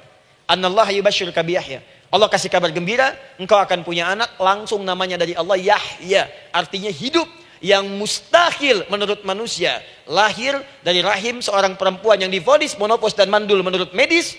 Kata Allah, tidak ada yang mustahil bagiku. Lahir dan hidup dia, Yahya. Kapan terjadinya? Sedang sholat. Kapan saat sholatnya? Berdiri. Nah, yang paling menarik, Bu, umatnya Nabi Muhammad SAW ditunggu oleh Allah 5 kali dalam sehari. Dan dimintakan sebelum sholat untuk menyiapkan permohonannya. Maka turunlah Quran surah kedua ayat ke-45. Ibu lihat ayatnya. Wasta'inu bis-sabri was-salah. Bahkan ditegaskan lagi. Di Quran surah kedua ayat 153. Paling kanan sebelah bawah. Ya ayyuhalladzina amanu ista'inu bis-sabri was-salah. Yang pertama, nggak pakai panggilan iman. Wasta'inu, kata Allah, hei, kalau kamu punya masalah, jangan mengeluh, jangan berkeluh kesah, jangan terlampau banyak gelisah, cepat siapkan dirimu untuk menunaikan sholat. Siapkan permohonanmu, minta kepada aku lewat sholat. Kalau belum yakin, disebutkan imannya. Ya ayyuhalladzina amanu, hei orang-orang yang masih merasa punya iman, katanya punya iman. Jadi kalau ibu nggak mau minta lewat sholat, dipertanyakan imannya. Kamu punya iman gak? Kata Allah. Yakin gak dengan saya? Kalau punya masalah jangan mengeluh. Datang pada saya minta. Lewat sholat, saya panggil sholat minta. Kalau masih merasa punya iman. Tuh, iman kita tuh dipertaruhkan di situ. Nah sekarang, saya berikan rumus bahasanya. Allah memanggil kita dengan bentuk jama, perintah jama. Wasta'inu. Wasta'inu. Itu bentuk perintah. Wasta'inu, bentuk perintah.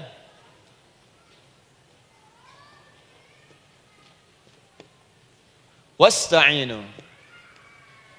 Dan jika kalian, perhatikan cara menerjemahkannya, dan jika kalian punya persoalan dalam hidup, punya kebutuhan, maka bergegaslah siapkan dirimu untuk minta kepadaku solusi. Wasta'inu, dan mintalah oleh kalian pertolongan, solusi. Bisabri wassalah. Pertama, sabar dulu. Sebelum sholat, sabar dulu dengan itu. Tahan dulu. Terima dulu.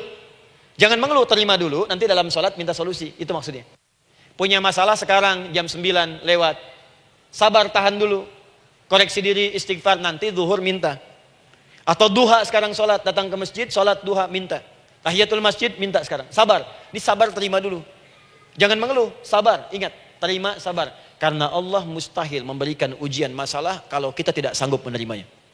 La yukallifullahu nafsan illa. Saya sering katakan, Bu, ya, maaf kalau kalimat ini mungkin kurang berkenan, tapi kalimat ini nyata. Kalau ibu sekarang punya masalah seberat apapun, itu artinya hanya ibu yang sanggup untuk menerimanya. Saya tidak. Betul, karena itu persoalan itu dititipkan kepada ibu, bukan kepada seorang bernama Adi Hidayat. Ibu yang dipercaya. Ya, ibu dipercaya oleh Allah. Kenapa ibu tidak yakin dengan itu? Karena cuma ibu yang bisa mengatasi. Ibu yang mampu, saya tidak. Karena itu dititipkan pada ibu. Kaidahnya, la yukallifullahu nafsan illa wus'aha. Allah nggak akan berikan beban, ujian, masalah kalau dia nggak mampu. Artinya kalau saya nggak mampu, saya nggak dikasih. Ibu mampu, ibu diberi. Jangan mengeluh. Kenapa mesti saya, ya Allah? Kamu mampu. Ya Allah, why me? Why not? Kamu yang bisa. Nah sekarang, wassalah, setelah terima itu, tapi juga jangan terlampau kepedean. Memang cuma saya yang mampu ya, bikin status. Kemudian sholat, kita akan katakan, ya Allah, Engkau perintahkan saya untuk minta tolong. Sekarang saya akan minta kepadamu. Lalu kita katakan, maaf ya Allah, saya sekarang punya masalah, saya ingin bermohon kepadamu, saya ingin minta kepadamu ya Allah, saya mohon ya Allah. Maaf Bu ya, maaf ya, sebentar. Ibu kalau punya masalah sedikit atau banyak? Banyak. Yang punya masalah ibu saja atau anak juga punya masalah? Kadang-kadang, bukankah anak yang punya masalah ibu yang minta? Bukankah suami yang punya persoalan ibu yang bermohon? Iya kan? Karena itu, kalau kita ingin memohon kepada Allah dengan persoalan yang kompleks mewakili yang banyak, maka pertama kalimatnya diawali dengan huruf na. Berarti kami, kita, semua. Jelas ya? Nah, ibu ingin robah kalimatnya minta tolong. Kata Allah, minta kepadaku pertolongan. Wasta'inu. Ibu ingin robah menjadi bentuk permintaan. Rubah kalimatnya menjadi nasta'in. Nasta'in. Nasta'in.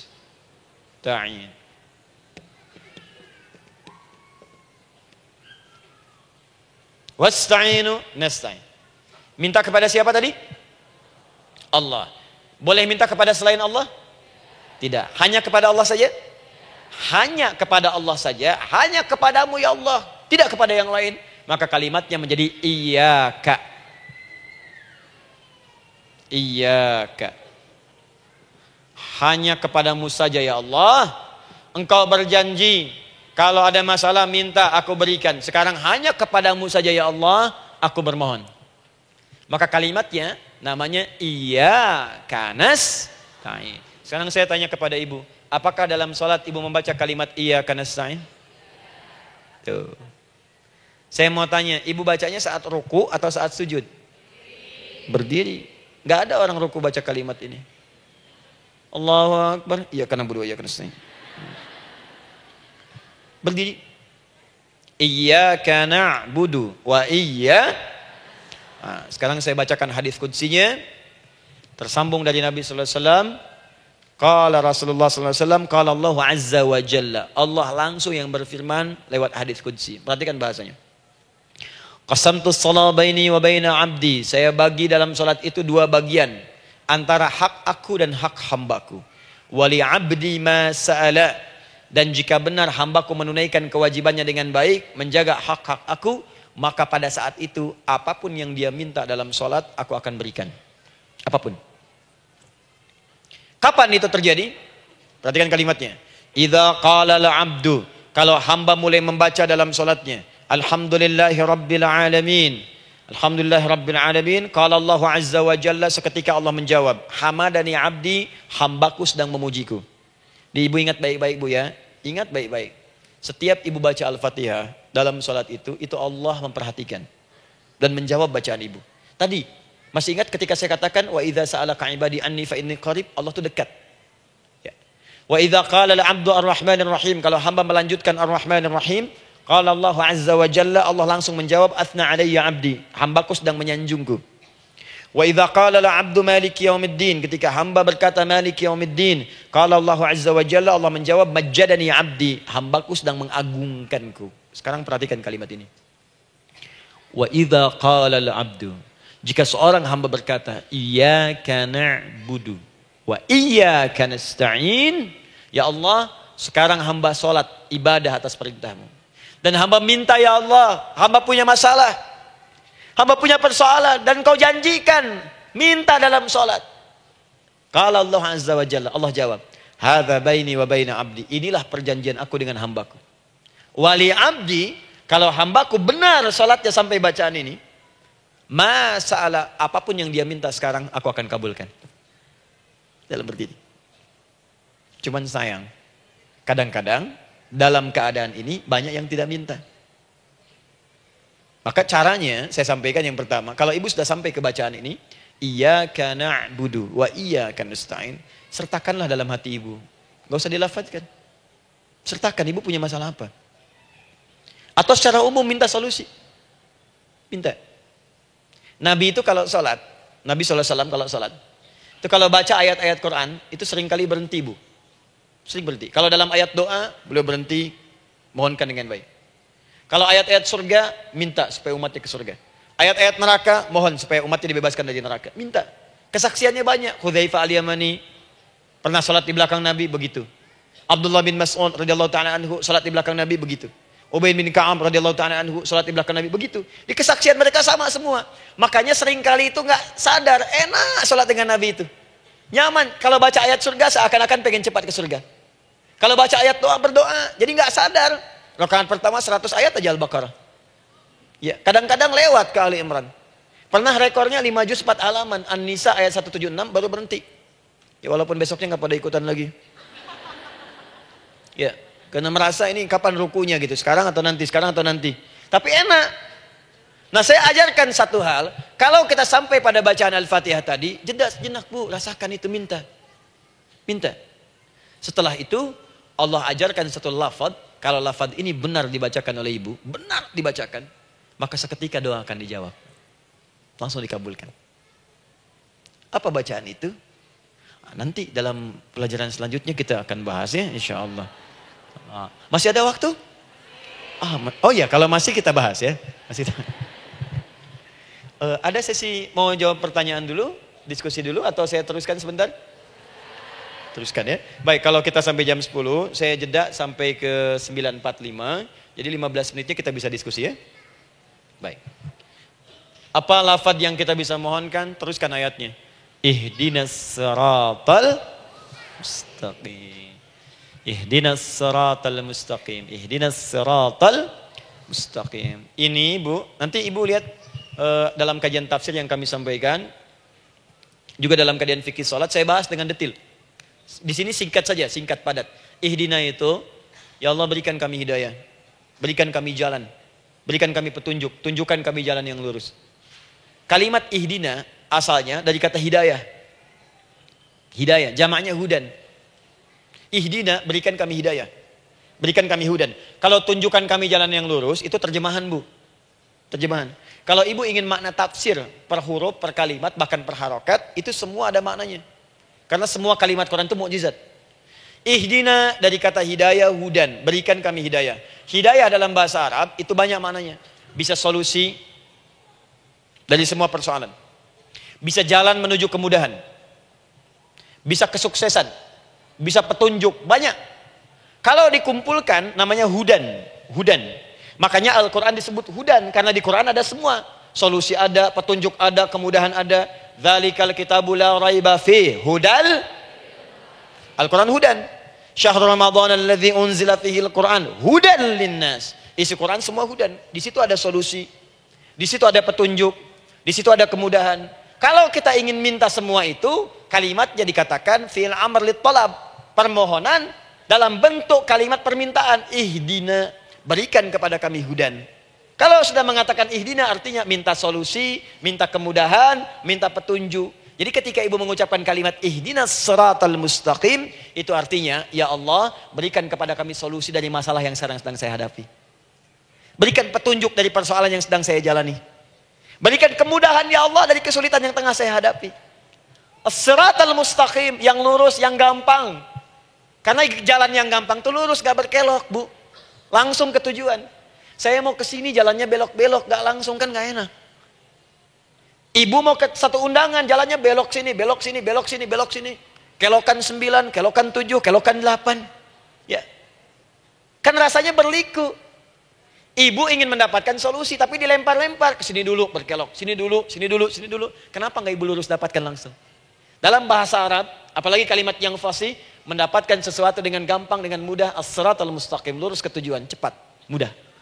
Apalagi ke surga nanti, tunjukkan kami jalan yang lurus, yang benar, hak dari Allah dan mudah didapatkan. Itu maksudnya. Ini bukan sekedar tunjukkan jalan yang lurus, solusi yang mudah, yang gampang, yang cepat.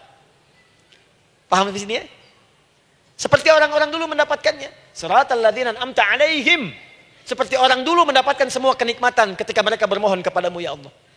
Siapa mereka? Ada 4 golongan disebutkan di Quran surah keempat ayat 69. Ada para nabi, orang-orang jujur siddiqin, para syuhada dan orang-orang soleh. Ya, wa may yuti'illaha wa rasul fa ulaika ma'al ladzina an'ama Allahu 'alaihim minan nabiyyina was-siddiqina wasyuhada was-shalihin. Para nabi dulu berdoa, ya Allah, saya ada masalah, dikabulkan. Kita minta ya Allah, sekarang saya berdoa, tolong kabulkan seperti nabi-nabi dulu dikabulkan. Nabi Ayub sakit, berdoa dikabulkan. Kita sakit, dikabulkan. Nabi Ibrahim ada ujian, dikabulkan. Nabi Ibrahim punya ujian dengan anak. Kita ada ujian dengan anak, minta dikabulkan. Anak-anak berselisih, ada yang dendam, yang iri. Seperti anaknya Nabi Yakub. Nabi Yakub berdoa, dikabulkan. Kita minta, dikabulkan. Ada syuhada, berdoa, dikabulkan. Kita minta, dikabulkan. Orang soleh berdoa, minta dikabulkan. Kita minta dikabulkan. Ya Allah, seperti engkau kabulkan doa orang-orang dulu yang melahirkan nikmat, mohon kabulkan kami yang minta sekarang dan mendapatkan kenikmatan itu. Itu maksudnya. Ya, siratal ladzina an'amta alaihim. Siapa an'amta alaihim di sini? Ulaikal ladzina an'amallahu alaihim. Sama persis kalimatnya. Minan nabiyyin was-siddiqin wasyuhada'i was-shalihin. Jadi jangan diartikan sebatas terjemahan. Walaupun di musim haji sekarang itu bisa dipakai.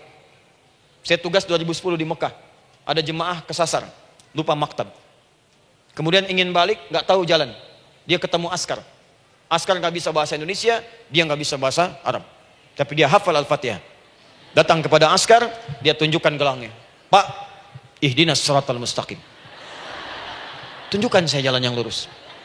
Ikutin gelang. Askar gak bisa bahasa Indonesia. Dikasih bahasa Arab gak paham-paham. Tapi askar ini pun cerdas. Dia tunjuk, dia lihat gelangnya. Oh, maktab sana. Siratal ladzina an'amta alaihim ghairil maghdubi alaihim waladdallin. Lurus, jangan belok-belok. Kalau belok nanti engkau tersesat atau dicaci maki orang. Maghdub ya dicela orang. Dhalin tersesat, kan? Jangan dicela, jangan sesat, lurus. Tapi kalau dalam berdoa dalam sholat minta di hati hadirkan. Jelas ya? Nah, itu posisi pertama. Jadi pertama minta lewat sholat. Yang kedua cepat rajin istighfar, Bu. Saya cepat ya, rajin istighfar. Saya ada 7 menit lagi. Ibu rajin istighfar. Astaghfirullah, astaghfirullah, astaghfirullah, astaghfirullah. Itu yang paling singkat. Astaghfirullahaladzim, astaghfirullahaladzim, astaghfirullahaladzim. Itu yang menengah. Astaghfirullahaladzim, alladzi la ilaha illa huwal hayyul qayyum wa natubu ilaihi. Astaghfirullahaladzim, alladzi la ilaha illa huwal hayyul qayyum wa natubu ilaihi. Astaghfirullahaladzim, alladzi la ilaha illa huwal hayyul qayyum wa natubu ilaihi. Itu yang cukup panjang. Ibu rajin istighfar. Orang yang rajin istighfar itu diantara yang disebutkan dalam riwayat-riwayat adalah orang-orang yang cepat dijawab doanya. Hanya dengan istighfarnya. Jadi dia tuh punya keinginan, dia nggak katakan. Jadi keinginan di benaknya dia, terus dia istighfar. Astagfirullah, astagfirullah, astagfirullah. Itu kalau benar rajin istighfar, seketika dikabulkan. Cepat. Ada seorang yang hidup, ini tukang roti. Di zaman Imam Ahmad bin Hanbal. Saya pernah kisahkan ini di beberapa keadaan. Orang ini itu ahli istighfar. Jadi maaf ya Bu ya, bukan istighfarnya pas ada keperluan aja, bukan. Ada ta'lim ustaz Adi, sab pertama astagfirullah, astagfirullah, astagfirullah, bukan. Besok ada arisan, astagfirullah, astagfirullah, bukan. Jadi bukan ada keperluan istighfar, bukan. Orang ini membiasa istighfar. Jadi setiap mengerjakan apapun dia istighfar. Mau minum, bismillah, astagfirullah, astagfirullah. Dia setiap buka adonan, astagfirullah, astagfirullah. Nah, satu ketika Imam Ahmad itu nggak tahu kenapa pengen datang ke daerah itu. Ya kalau misalnya ibu tinggal di Cicahem, misalnya kan Imam Ahmad tiba-tiba pengen ke Cicahem aja. Terus karena lelah, mampir ke masjid. Istirahat di dalam masjid. Tiba-tiba kata penjaga masjidnya, DKM-nya, marbotnya, ya Syekh, idhab, pergi, nggak boleh tiduran di sini. Kata Imam Ahmad, saya kan cuma numpang istirahat, nggak boleh keluar. Dan dia nggak tahu kalau itu imam besar. Dan Imam Ahmad itu sudah populer Bu, sangat famous, familiar. Cuman orang kan nggak pernah lihat wajahnya. Dulu kan nggak ada Facebook, nggak ada Instagram, nggak ada handphone, nggak ada apa-apa. Jadi kalau orang terima Ahmad, ya Ahmad aja kemana-mana. Oh, ada Imam Ahmad, dia Imam Ahmad, Imam besar, Imam Syafi'i, Imam besar. Tapi nggak pernah lihat. Sekarang kan udah kelihatan. Ya, udah kelihatan. Sekarang banyak. Makanya orang dulu itu senang begitu tahu, dikasih tahu, Nabi aja ke Madinah Bu, nggak ada yang tahu kalau itu Nabi Muhammad kalau belum pernah lihat. Karena beliau di bawah, Abu Bakar di atas. Abu Bakar kan naik kan, untanya Nabi. Nabi Muhammad pas di bawah gantian tuh di jalan. Orang mengira yang di atas unta Nabi Muhammad. Padahal Nabi Muhammad yang jalan kaki, nggak kelihatan. Makanya responnya bola ketika tahu Nabi, senang luar biasa. Minta doa, minta ini, minta itu. Orang sekarang tidak, karena sering banyak lihat di TV media sosial, begitu ketemu minta foto. Ini lain kisahnya, nggak tahu dia, pergi keluar. Kata Imam Ahmad, ya sudah, keluar beliau, nggak mau ribut, istirahat di luar, di pelataran. Di sini juga nggak boleh. Lihat kalimatnya, barwah, keluar, pergi. Barwah itu kasar Bu. Begitu kemudian didebat lagi, saya cuma di luar. Rawah itu dari kata roh Bu, itu paling kasar. Artinya keluar dengan roh-rohnya sekalian. Rohnya pun jangan di sini. Ya. Jadi kalau ibu nanti di Masjidil Haram misalnya kan, ada kalimat itu artinya kesel bu askarnya. Ya, keluar. Misalnya, idhabi enti. Nggak mau, saya mau di sini. Ya, Barwa, pergi. Sampai ke ruah dengan ruh-ruhnya. Itu artinya ibu disuruh pergi. Ya, bukan jangan mengelak lagi. Ruah. Saya bukan ruah, saya rohayati. Suruh pergi. Pergi. Imam Ahmad pergi tuh akhirnya. Pergi. Di jalan kelihatan lah tukang roti tadi. Begitu kelihatan capek lah dipanggil, Syekh, kayaknya lelah istirahat di sini. Dan tukang roti pun nggak tahu kali itu Imam Ahmad. Begitu istirahat, duduk, kelihatan lah Imam Ahmad setiap buka adonan, astagfirullah. Bikin lagi, astagfirullah. Imam Ahmad tahu faidah itu. Tapi ingin menguji tukang roti ini, ditanya. Ya akhi, kamu ini kenapa setiap Anda menanam adonan itu, tepung itu, Anda mengucapkan istighfar? Astagfirullah. Perhatikan jawabannya. Wallahi demi Allah, tidak pernah saya beristighfar dalam setiap aktivitas saya, kecuali Allah selalu mengabulkan doa yang saya mohonkan. Di setiap minta, astagfirullah, itu dikabulkan. Cuman satu yang sampai sekarang belum terkabul. Apa itu kata Imam Ahmad? Saya ini selalu bermohon kepada Allah, ya Allah, mohon sebelum saya wafat atau setelah ia wafat, pertemukan saya ya Allah dengan Imam Ahmad bin Hambal sebelum saya yang wafat atau wafat Imam Ahmad. Kata Imam Ahmad, astagfirullah, Allahu Akbar. Itu mungkin yang memperjalankan saya kemari. Tiba-tiba pengen ke sini, sampai diusir keluar dari rumah Allah dari masjid, sampai di sini karena istighfar Anda. Sayalah Imam Ahmad bin Hambal. Astagfirullah. Imam Ahmad ke situ datang. Tolong jangan lakukan pada saya. Salah di hidayat ya Allah. Astagfirullah. Saya jawab lagi dari sana. La haula wala quwata illa billah. Ini istighfar. Nah, kapan istighfar yang baik? Istighfar yang baik dilakukan setelah tahajud sebelum fajar. Saya ulang ya. Setelah tahajud sebelum fajar. Dalilnya Quran surah ke-51 ayat 18. Baca dari ayat 15 sampai 18-nya. Jadi ibu kalau mau seperti itu, rajin tahajud dulu bu. Tahajud. Setelah itu biasakan istighfar. Itu latihan dulu, itu baru latihan. Ingat ya, istighfar menjelang fajar di waktu sahar, itu baru latihan. Astagfirullah. Nanti kalau sudah banyak latihan, ibu akan refleks. Mau duduk masuk mobil, astagfirullah. Duduk mau makan, astagfirullah. Ya, kadang-kadang ibu mau ambil handphone, astagfirullah. Itu refleks di lisan kita keluar. Ahli istighfar itu nggak direncanakan keluar di lisannya. Astagfirullah. Kalau sudah seperti itu, berbahagialah. Karena apapun kadang ibu inginkan, sepanjang itu ibu butuhkan, seketika dikabulkan. Ya. Yang ketiga, yang terakhir. Sudah 9:45, boleh sedikit? Ya, yang terakhir ya, terakhir. Jangan khawatir, setelah ini selesai. Jangan khawatir. Yang ketiga, ini amalan yang paling dahsyat. Jadi yang pertama minta dikabulkan. Yang kedua baru istighfar dikabulkan. Yang ketiga nggak ngapa-ngapain dijawab.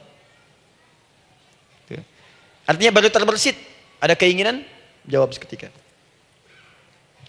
Amalan yang ketiga ini adalah amalan yang dikerjakan karena cinta kepada Allah Subhanahu wa taala. Mahabbatillah, kecintaan kepada Allah. Amalan yang dikerjakan karena cinta kepada Allah Subhanahu wa taala. Amalannya mencintai Allah. Beda bu. Salat dengan cinta dibandingkan dengan salat karena memenuhi kebutuhan atau kewajiban saja, itu akan lain. Ibu kalau benar-benar mencintai Allah, maka dalam salat pun persiapannya akan beda. Saya beri contoh gini ya. Dari pakaian akan lain kata Al-Quran. Quran surah 7 ayat 31. Ya bani Adam khudhu zinatakum 'inda kulli masjid. Hei anak cucu Adam, kalau ada panggilan dari masjid, kenakan pakaian terindahmu. Di orang-orang yang mencintai Allah saat akan sholat, dia akan perhatikan dari pakaiannya. Jauhkan dari yang haram. Terus cari yang paling baik yang dia kenakan. Gak akan sembarangan. Kalau ibu pakai mukena juga cari mukena yang paling indah. Bukan karena pengen dilihat orang. Karena ingin Allah menyaksikan sholat ibu dalam keadaan yang sempurna. Wudu. Wudu tuh hati-hati gitu. Quran surah ke-5 ayat ke-6. Ya ayyuhalladzina amanu idza qumtum ila shalah faghsilu wujuhakum wa aydiyakum ilal marafiq wamsahu bi ru'usikum wa arjulakum ilal ka'bain. Jadi kalau ada orang beriman mencintai Allah, mau sholat, dia mau wudu, wudunya nggak akan sembarangan, Bu. Cuman basuh. Ya, bagian kepala juga harusnya kepala, dia rambut, takut selesai. Sampai ke kaki cuma disodorkan di keran, beres. Itu sih, anak kecil juga bisa. Orang ini lain. Dia akan pelan-pelan dilihat secara sempurna. Hati-hati, kerjakan karena Allah, karena ingin baik. Kalau orang sholat, hanya kebutuhan saja, maka yang penting dia takbir sampai salam selesai. Tapi ini tidak, dia akan pelajari bagaimana Nabi mengajarkan sholat yang benar. Bagaimana bacaan saya benar. Dia belajar ngaji supaya benar bacaan Fatihahnya. Dia belajar dengan baik supaya khusyuk di dalam sholatnya. Dia pahami satu-satu. Apa artinya Allahu Akbar, apa artinya Subhana Rabbiyal Azim, apa artinya Subhana Rabbiyal A'la, apa artinya Sami Allahu liman hamidah. Dipahami. Di begitu dia sholat dan baru takbir sudah paham isinya. Jika ada orang seperti ini, dia mengerjakan apa yang Allah perintahkan karena cinta dengan Allah. Dia berzakat karena ingin mencintai Allah. Dia berinfak karena cinta dengan Allah, bukan karena uangnya. Pokoknya kalau orang cinta itu, Bu, setiap pecinta, dia akan memberikan apapun pada yang dicintai. Walaupun tak diminta. Dan pecinta itu sifatnya, kalau yang dicintainya senang sesuatu, akan otomatis ikut senang. Ibu misalnya senang ya dengan pasangan sebelum menikah. Pasangan senang kucing, ibu akan terpaksa senang kucing. Ibu cinta dengan anak, semua akan diikuti apa yang diinginkan. Seperti itu, cinta itu butuh pembuktian. Karena itu sering saya katakan pada akhwat ya yang belum menikah, yang masih muda-muda belum menikah, cinta itu butuh pembuktian. Jadi jangan percaya kalau ada orang yang bicara di lisannya nggak ada buktinya. Aku akan seperti Dilan membawamu dalam motorku. Katakan padanya, aku tak butuh dengan rayuan kata-katamu. Itu hanya angin surga. Yang kubutuhkan, tuliskan namaku di buku nikah kita. Wah, catat. Itu caranya. Main ke Taman Dilan, cuman boncengan. Seakan dunia milik berdua, yang lain gak ada. Gombal. Udah ya? Jelas? Jadi, amalan yang ketiga ini, kerjakan karena Allah. Saya mau contohkan satu. Ibu pernah dengar Imam Malik bin Anas? Pernah ya? Gurunya Al-Imam Asy-Syafi'i, Imam Malik bin Anas, lahir di kisaran tahun 94-95 Hijrah. Siap, Kang Dan. Wah, ini terakhir nih, saya tutup nih. Benar-benar terakhir. Betul-betul. 10 menit lagi kalau ada nanti tanya jawab, sedikit. Imam Malik ini, Bu, itu Masya Allah. Saking cinta pada Allah dan Rasul, itu tidak pernah, jangankan sholat. Dalam beliau memberikan fatwa pun akan mencari pakaian yang paling bagus, paling indah.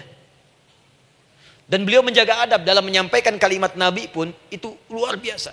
Sampai satu kali pernah pakai jubah bagus, indah, ada lebah menyengat di kepalanya, sedang menyampaikan hadis. Saking hormatnya terhadap hadis Nabi, lebah itu dibiarkan menyengatnya.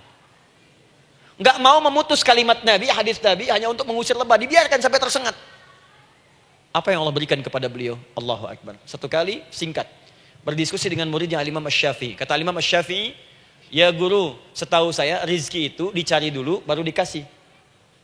Imam Malik lebih tinggi ilmunya pada saat itu. Beliau tahu ada 8 jenis rizki. Ya Syafi'i, ada rizki yang tidak perlu dicari, Allah berikan. Wah, berdebat tuh sampai berpisah. Setelah itu secara singkat Imam Asy-Syafi'i lewat di kebun anggur sedang panen anggur besar. Tiba-tiba tergerak untuk membantu, datang ke situ bantu. Begitu selesai dikasih hadiah anggur banyak, besar-besar, indah, enak, gitu kan? Ketika diberi itu langsung senang beliau. Bukan karena anggurnya, karena merasa pendapatnya benar.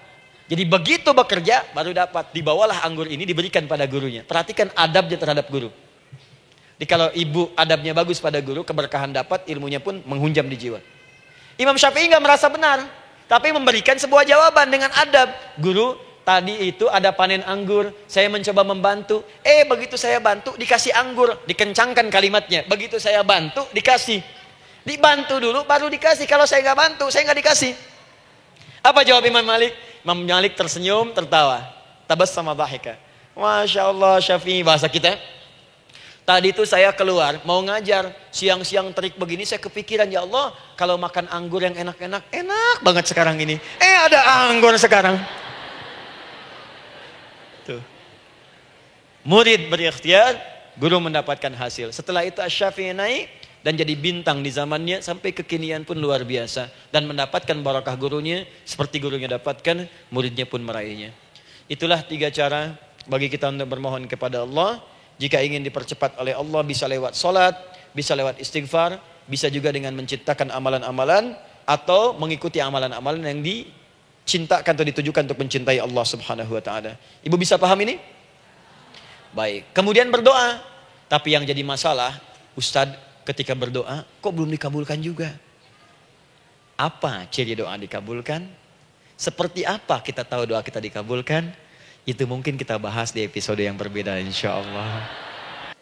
Alhamdulillahi Rabbil Alamin Ar-Rahmanir Rahim Maliki Yawmiddin Iyyaka na'budu wa iyyaka nasta'in Ihdinas siratal mustaqim Siratal ladzina an'amta 'alaihim ghairil maghdubi 'alaihim waladdallin Allahumma nahmaduka hamdan syakirin hamdan na'imin hamdan yuwafi ni'amahu wa yukafi'u mazidah Ya Rabbana lakal hamdu wa lakal syukru kama yanbaghi li jalali wajhikal karim wa li 'azimi sultanik Allahumma salli wa sallim barik ala rasulika al-karim نبيك الأمين سيدنا محمد وعلى آله وصحبه وأمته إلى يوم الدين اللهم ربنا يا الغفور الرحيم لا تدع لنا في مقامنا هذا في كل مقام ذنبا إلا غفرته Duhai Allah kami bermohon kepadamu Engkau yang maha pengampun Engkau yang maha penghapus segala dosa Kami mengakui kami berbuat salah Kami mengakui banyak dosa kami kumpulkan Maka kami mohon kepadamu ya Allah Jangan biarkan ada satu orang pun berada di sekitaran majlis ta'lim ini kecuali sebelum ia pulang engkau telah ampuni segala dosa-dosanya.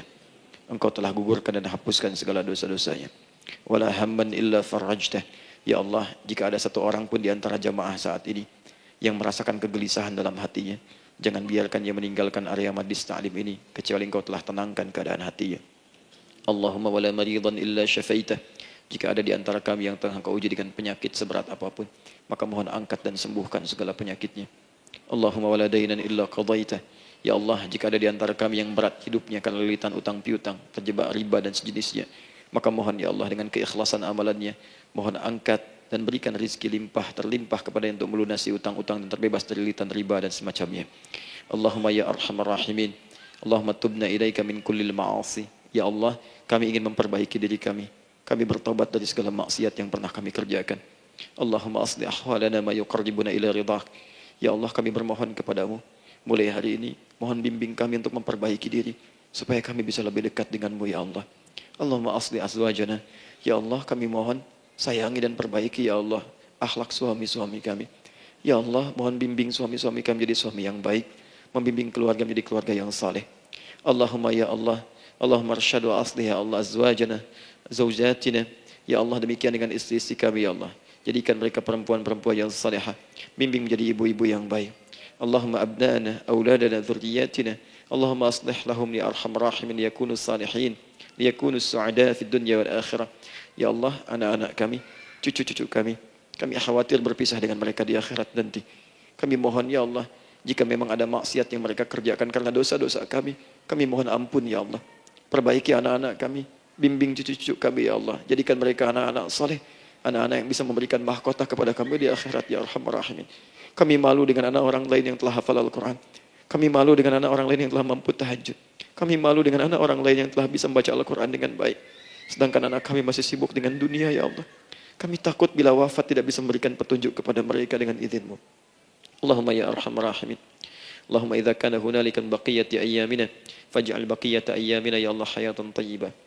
Duhai Allah, kami bermohon kepadamu, jika memang terbentang masa kehidupan bagi kami sampai dengan hari esok, maka mohon jadikan sisa-sisa hidup kami lebih baik daripada hari-hari yang sebelumnya.